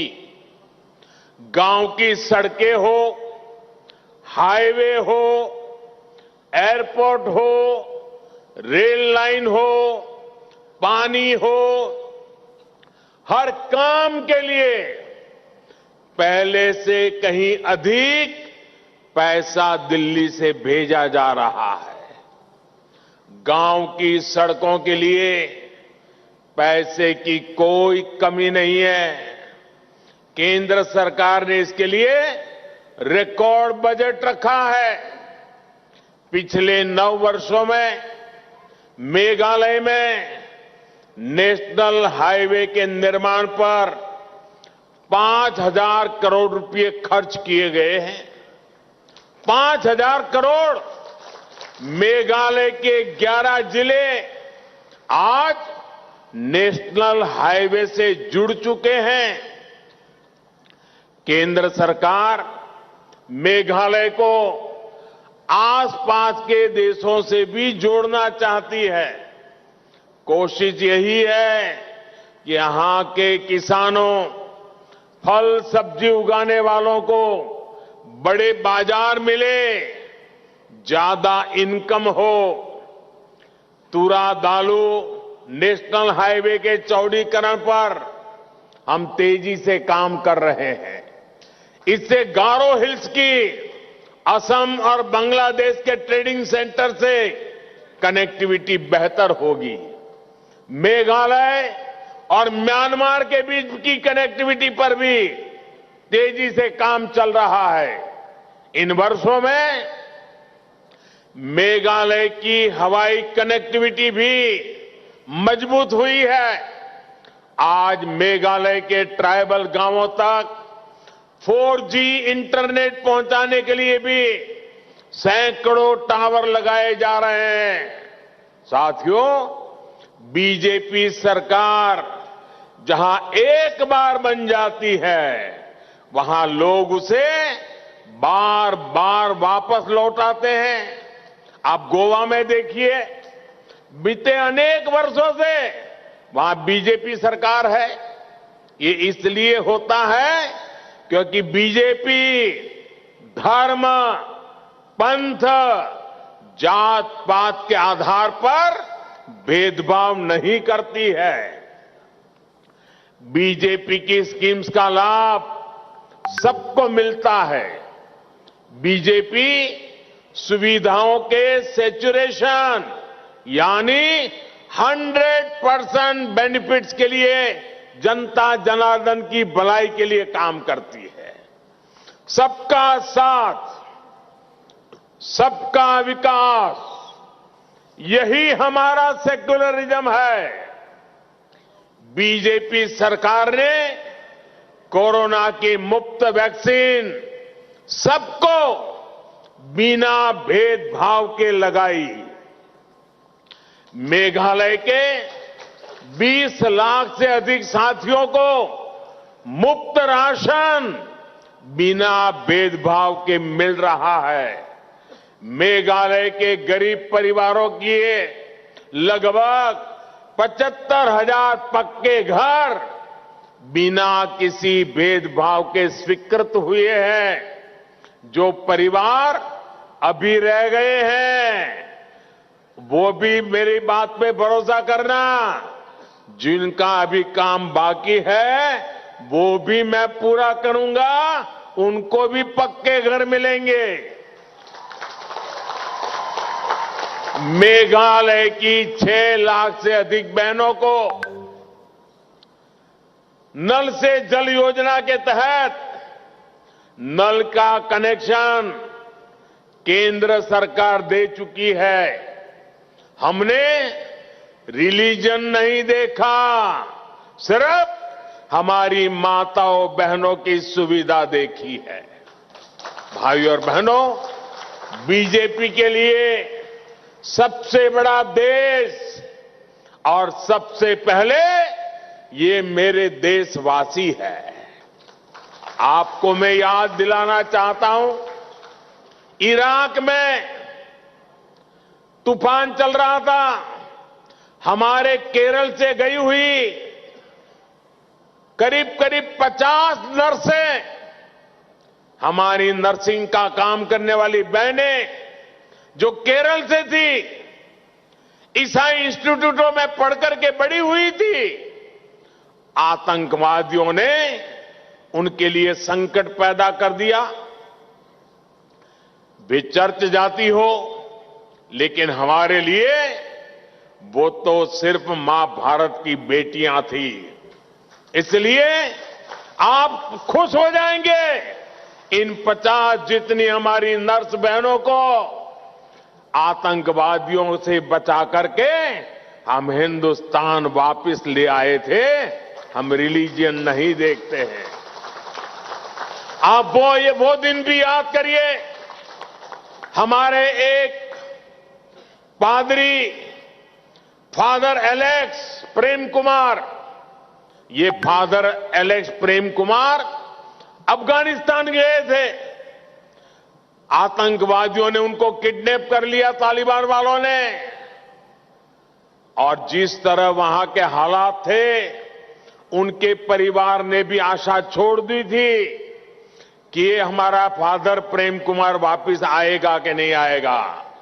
लेकिन हमने ठान लिया था, रिलीजन कोई भी हो, हम पूरी ताकत लगा देंगे, और हम कई महीनों के बाद फादर प्रेम कुमार को वापस लाए थे। बीजेपी सरकार ने उन्हें सुरक्षित वापस लाने का वादा उनके परिवार को किया था। ईसाई समाज के धर्मगुरु मुझे मिलने आए थे, मैंने उनको वादा किया था। आज मुझे संतोष है कि वो काम भी हमने कर दिया।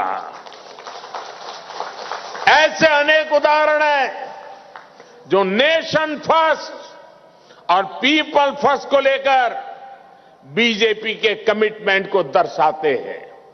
भाइयों और बहनों, बीजेपी हमेशा से ट्राइबल डेवलपमेंट के लिए समर्पित रही है।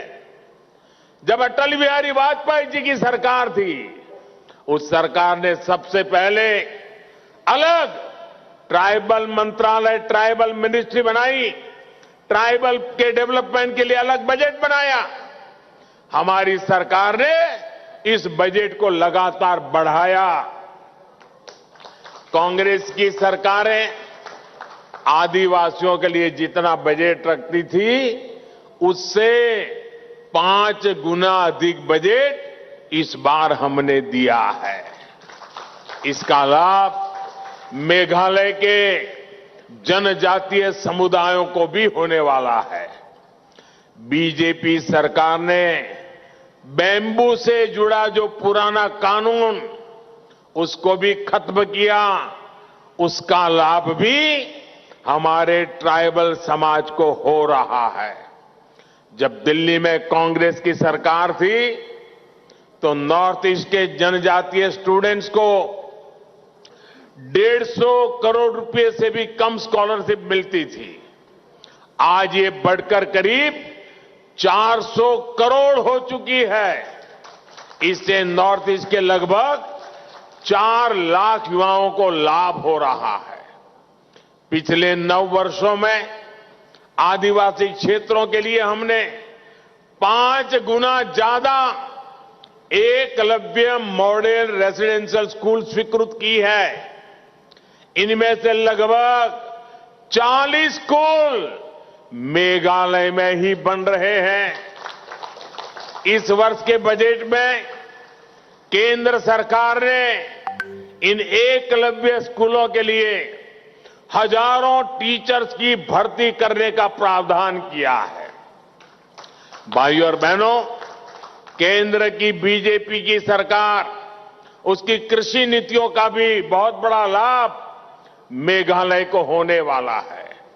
मेघालय नेचुरल फार्मिंग के लिए विश्व प्रसिद्ध है।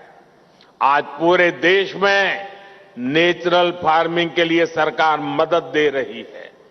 इस वर्ष के बजट में नेचुरल फार्मिंग में मदद के लिए हजारों हेल्प सेंटर्स बनाने का प्रावधान किया गया है। ये सेंटर किसानों को जरूरी मदद देंगे। पीएम किसान सम्मान निधि से मेघालय के 2 लाख किसान परिवारों को लाभ हो रहा है। लगभग 300 करोड़ रुपए किसानों के बैंक खाते में सीधे पहुंच चुके हैं, बीच में कोई बिचौलिया नहीं। मैं मेघालय बीजेपी को भी बधाई दूंगा कि उन्होंने इस राशि को 6,000 से बढ़ाकर के 8,000 रुपया करने का संकल्प लिया है। इसलिए मैं फिर कहूंगा, मेघालय मांगे बीजेपी सरकार, मेघालय मांगे, मेघालय मांगे, मेघालय मांगे। साथियों, मेघालय की स्पोर्ट्स पावर देश की पावर है। मेघालय ने युगेनसन लिंगदो, मार्चिवडोर वॉर नोंगबरी और मारलांकी सटिंग जैसे महान खिलाड़ी देश को दिए हैं। बीजेपी मेघालय के स्पोर्टिंग टैलेंट को आगे लाना चाहती है। इसलिए आज नॉर्थ ईस्ट में आधुनिक स्पोर्ट्स इंफ्रास्ट्रक्चर बनाया जा रहा है। मेघालय में भी इसके लिए केंद्र सरकार बहुत मदद दे रही है। यहां तुरा में बन रहा इंटीग्रेटेड स्पोर्ट्स कॉम्प्लेक्स इसका उदाहरण है। जब ये कॉम्प्लेक्स बन जाएगा तो यहां के युवा खिलाड़ियों को बहुत लाभ होने वाला है। यहां हम बड़े बड़े इंटरनेशनल टूर्नामेंट करा पाएंगे। साथियों, सबका साथ सबका विकास के ऐसे हर काम तभी तेजी से हो पाएंगे जब शिलांग और दिल्ली दोनों जगह पे बीजेपी सरकार होगी। मेघालय के लिए दिल्ली से भेजी पाई का सदुपयोग तभी होगा जब यहां बीजेपी का मुख्यमंत्री होगा। इसके लिए आपको हर बूथ में कमल खिलाना होगा। और भाइयों बहनों, हमारे देश में हमें इतना आशीर्वाद मिल रहा है, इतना आशीर्वाद मिल रहा है, हर कोने में मिल रहा है, मेघालय में भी मिल रहा है। और इसके लिए मैं आपका बहुत आभारी हूं। लेकिन इसके कारण कुछ राजनीतिक दल इतने हताश हो गए हैं, इतने निराश हो गए हैं कि उनको लग रहा है जब तक ये मोदी जिंदा है उन लोगों का मेल बैठने वाला नहीं है। मोदी जिंदा है तब तक देश का आशीर्वाद उसको मिलने ही वाला है और इसके कारण उनकी नींद हराम हो गई है और इसलिए आजकल ये निराशा में डूबे हुए लोग, हताश हो चुके लोग, मोदी के मरने का इंतजार करने वाले लोग माला फेर रहे हैं और कब्र खोदने में बैठ गए हैं। अरे कुछ समाज सेवा का काम करो, ये कब तक कब्र खोदते रहोगे? और वो नारा बोलते हैं मोदी तेरी कब्र खुदेगी। देश कह रहा है मोदी तेरा कमल खिलेगा। वे कहते हैं मोदी तेरी कब्र खुदेगी, देश कहता है मोदी तेरा कमल खिलेगा। भाइयों बहनों, 27 फरवरी को भारी संख्या में कमल फूल के सामने बटन दबाना होगा। मैं आपसे एक और काम भी कहना चाहता हूं, करोगे? एक काम बताओ, करोगे?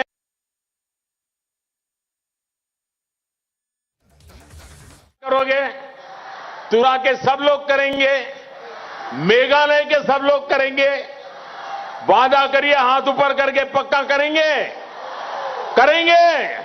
तो मेरा एक काम है, आप मतदान के पहले भी 2-3 दिन बाकी है, घर घर जाएंगे?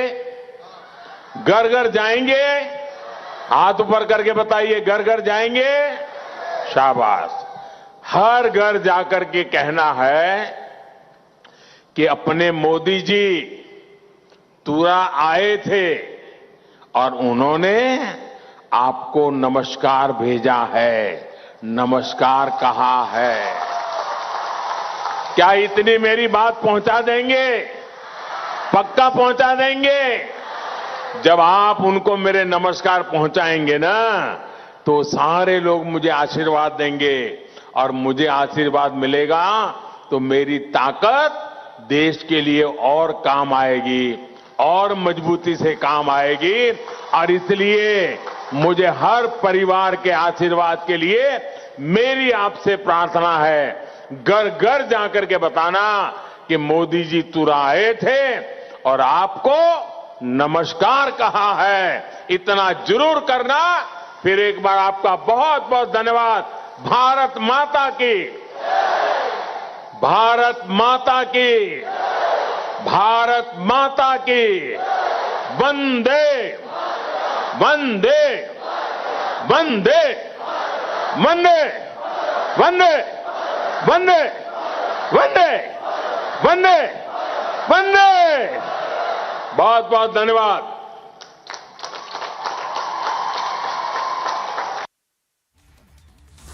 A rousing and combative speech by the Prime Minister there in Meghalaya just 3 days before the elections in the state as well as in neighboring Nagaland. This is another time that the Prime Minister has taken on the Congress party. He says while the Congress wants to talk about his grave, in Hindi, Kabar, he says the people are talking about the Kamal. So this is a fight that is escalating. The Prime Minister taking it to the opposition parties. He's also made a clear and definitive statement. Hum religion ko nahi dekhte is what the Prime Minister had said. We'll be tracking this very, very closely, viewers. The Prime Minister is on Mission Meghalaya very clearly. We've been reporting from there from the morning, from Shillong, from Tura. Niranjan and Anirudh have been on the ground for us. We're keeping you ahead with the big election results also set to take place with counting on March the 2nd. We'll get you more on this, viewers.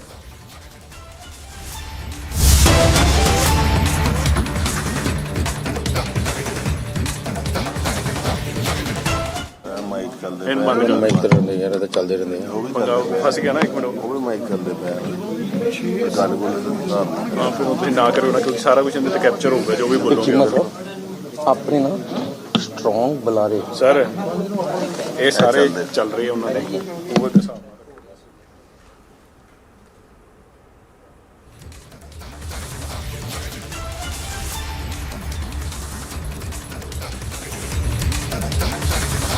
So there we just saw the Akali Dal chief Sukhbir Singh Badal. He is about to speak most likely on the events of the last 24 plus hours, about 30 hours in the areas surrounding Amritsar. And we can tell you just a short while earlier, the aide of Amritpal, Tufan, has been set free. He has been released by the police. And he is currently said to be on his way to the Golden Temple.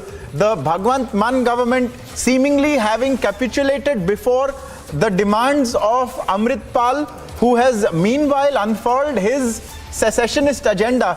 He says, and this is Amritpal while he was speaking to Republic's Piyush Ori, who said that he doesn't agree with the idea of modern India. He says that India is a union of states and that he should have the right to self-determination. So Amritpal taking his rhetoric up a notch in terms of secessionism. He has managed to get his aide released from jail. Remember, yesterday, Amritpal and his supporters had barged into the Ajnala police station in Amritsar. They had gone there with sticks, with swords, with lathis, and also, it appeared, with guns. And they had stormed the police station. They had, quote unquote, negotiated with the cops. And then they had managed to secure the release. And we have accessed a document on the release order of Tufan, which says that he has been released for lack of evidence. Meanwhile, the Bhagwant Mann government will have you believe that everything is fine and that the Bhagwant Mann government will ensure law and order, but that's clearly not the case. And let's find out what more is happening on the ground. Amandeep, who has been tracking this like no one else, he has been on the ground. He was injured yesterday in the events at Amritsar.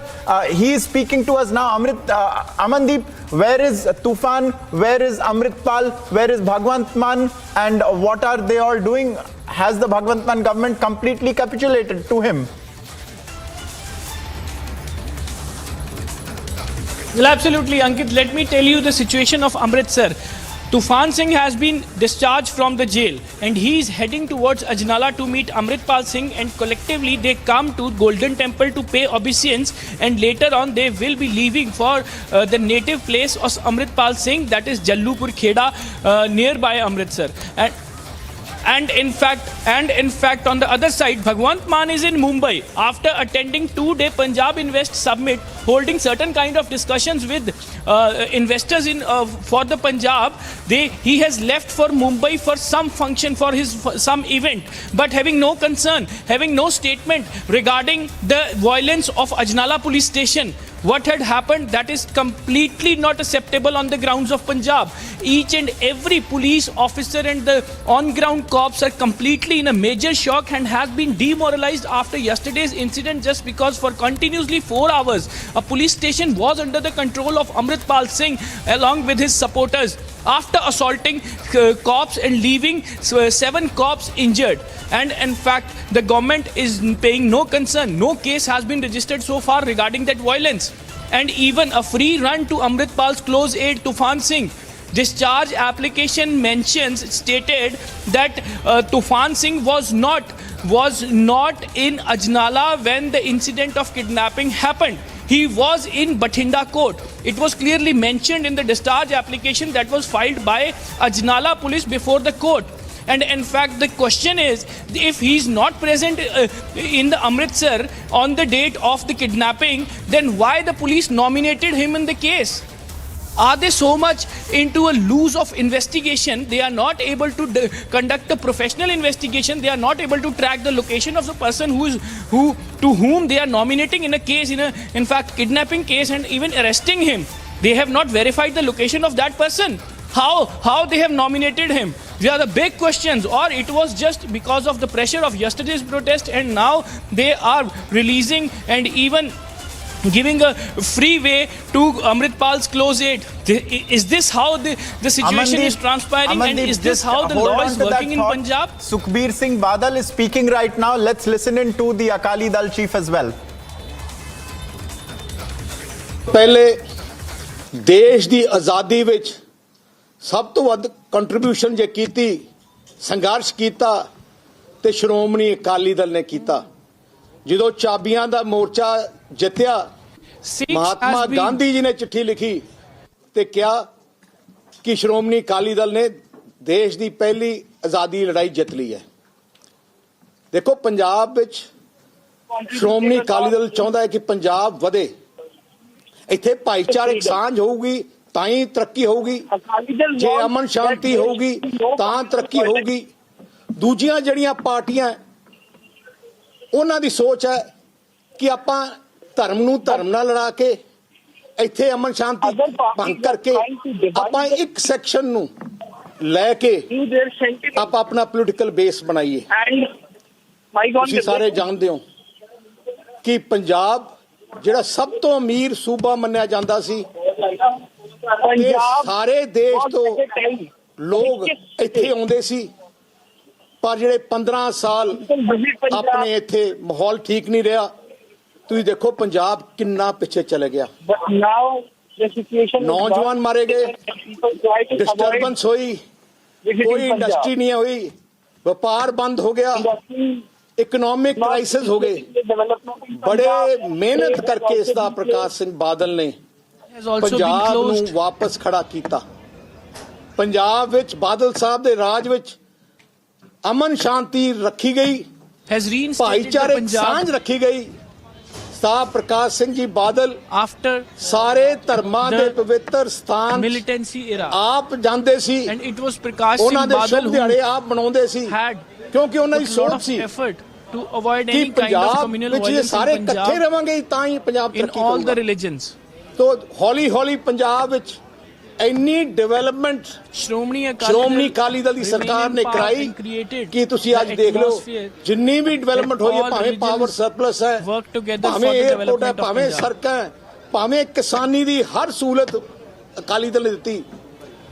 ਸੋ ਅਕਾਲੀ ਦਲ ਹਮੇਸ਼ਾ ਸਿੱਖ ਪੰਥ ਤੇ ਪੰਜਾਬੀਆਂ ਦੀ ਲੜਾਈ ਲੜਦਾ ਰਿਹਾ ਤੇ ਰਹੇਗਾ। has always paid concern to all aspects of society in Punjab, to all the section, including power, including farmers and everyone. ਸਿੱਖ ਪੰਥ ਨੂੰ, ਸਾਰੇ ਧਰਮਾਂ ਦੇ ਲੋਕਾਂ ਨੂੰ ਮੈਂ ਵਿਸ਼ਵਾਸ ਦਿਵਾਉਣਾ ਚਾਹੁੰਦਾ ਕਿ ਸ਼੍ਰੋਮਣੀ ਅਕਾਲੀ ਦਲ ਕਿਸੇ ਹਾਲਤ ਵਿੱਚ ਵੀ ਅਮਨ ਸ਼ਾਂਤੀ ਪੰਜਾਬ 'ਚ ਭੰਗ ਨਹੀਂ ਹੋਣ ਦੇਗਾ। ਸ਼੍ਰੋਮਣੀ ਅਕਾਲੀ ਦਲ ਕਿਸੇ ਹਾਲਤ ਵਿੱਚ ਵੀ I want to ensure the people of Punjab ਭਾਈਚਾਰਕ ਸਾਂਝ ਟੁੱਟਣ ਨਹੀਂ ਦੇਗਾ। ਵੱਧ ਤੋਂ ਵੱਧ ਕੁਰਬਾਨੀਆਂ ਦੇਣੀਆਂ ਪੈ, ਸ਼ਹਾਦਤਾਂ ਦੇਣੀਆਂ ਪੈਣ, and Akali Dal will not allow that happen.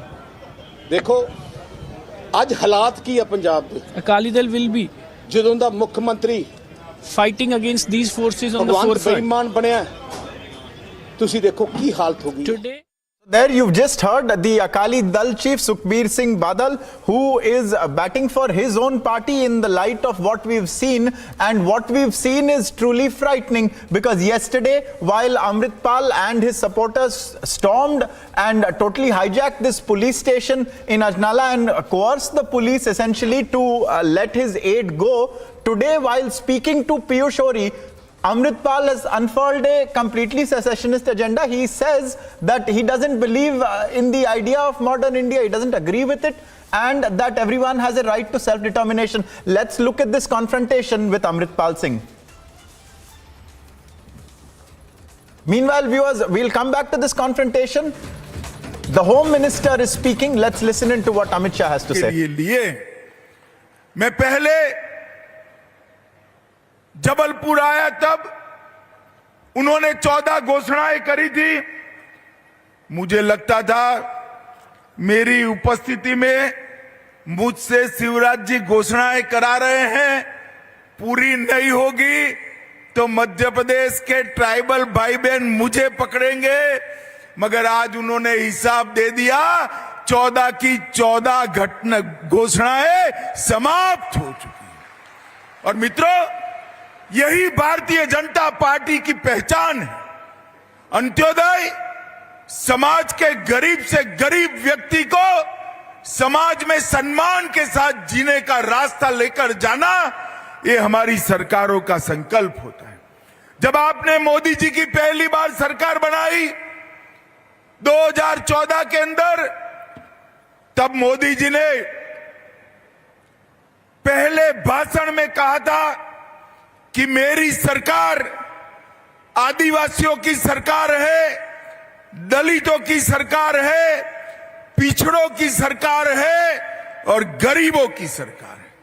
दुनिया भर में एक संदेश सरकार की प्राथमिकताओं के लिए मोदी जी ने भेज दिया था। और आज 9 साल बाद पीछे मुड़कर देखते हैं तो मोदी जी ने अपने बोली हुई एक एक बात को न केवल सच साबित किया, इसको जमीन पर उतारने का काम किया है। एक जमाना था, कांग्रेस की सरकार थी, गरीबों के घर में शौचालय नहीं था। मोदी जी की सरकार ने 10 करोड़ गरीबों के घर में शौचालय बनाए। इसमें सबसे ज्यादा शौचालय मेरे आदिवासी भाइयों बहनों के घर में हुए, अनुसूचित जाति के घर में हुए। 3 करोड़ लोगों को घर दिया, घर में बिजली पहुंचाई, घर में गैस का सिलेंडर पहुंचाया, 5 लाख तक का पूरा स्वास्थ्य का खर्चा फ्री ऑफ कॉस्ट कर दिया। और अब मुझे बताओ भाई, सभी लोग, कोरोना का दोनों टीका लग चुका है या नहीं लग चुका है? जिनको लगाए हाथ ऊपर करो तो जरा, दोनों टीका लगाए ना? एक पैसा देना पड़ा है। मोदी जी ने कॉफी भी पिलाई, कोरोना का टीका भी दिया और पूरे भारत को कोरोना से सुरक्षित करने का काम नरेंद्र मोदी जी ने किया है मित्रों। इसके साथ साथ हर गरीब के घर में प्रति व्यक्ति प्रति माह 5 किलो अनाज मुफ्त में भेजने का फैसला नरेंद्र मोदी जी ने किया और देश के 80 करोड़ गरीबों को 2.5 साल हो गया, 2.5 साल से मुफ्त में 5 किलो अनाज भेजा जा रहा है। मित्रों,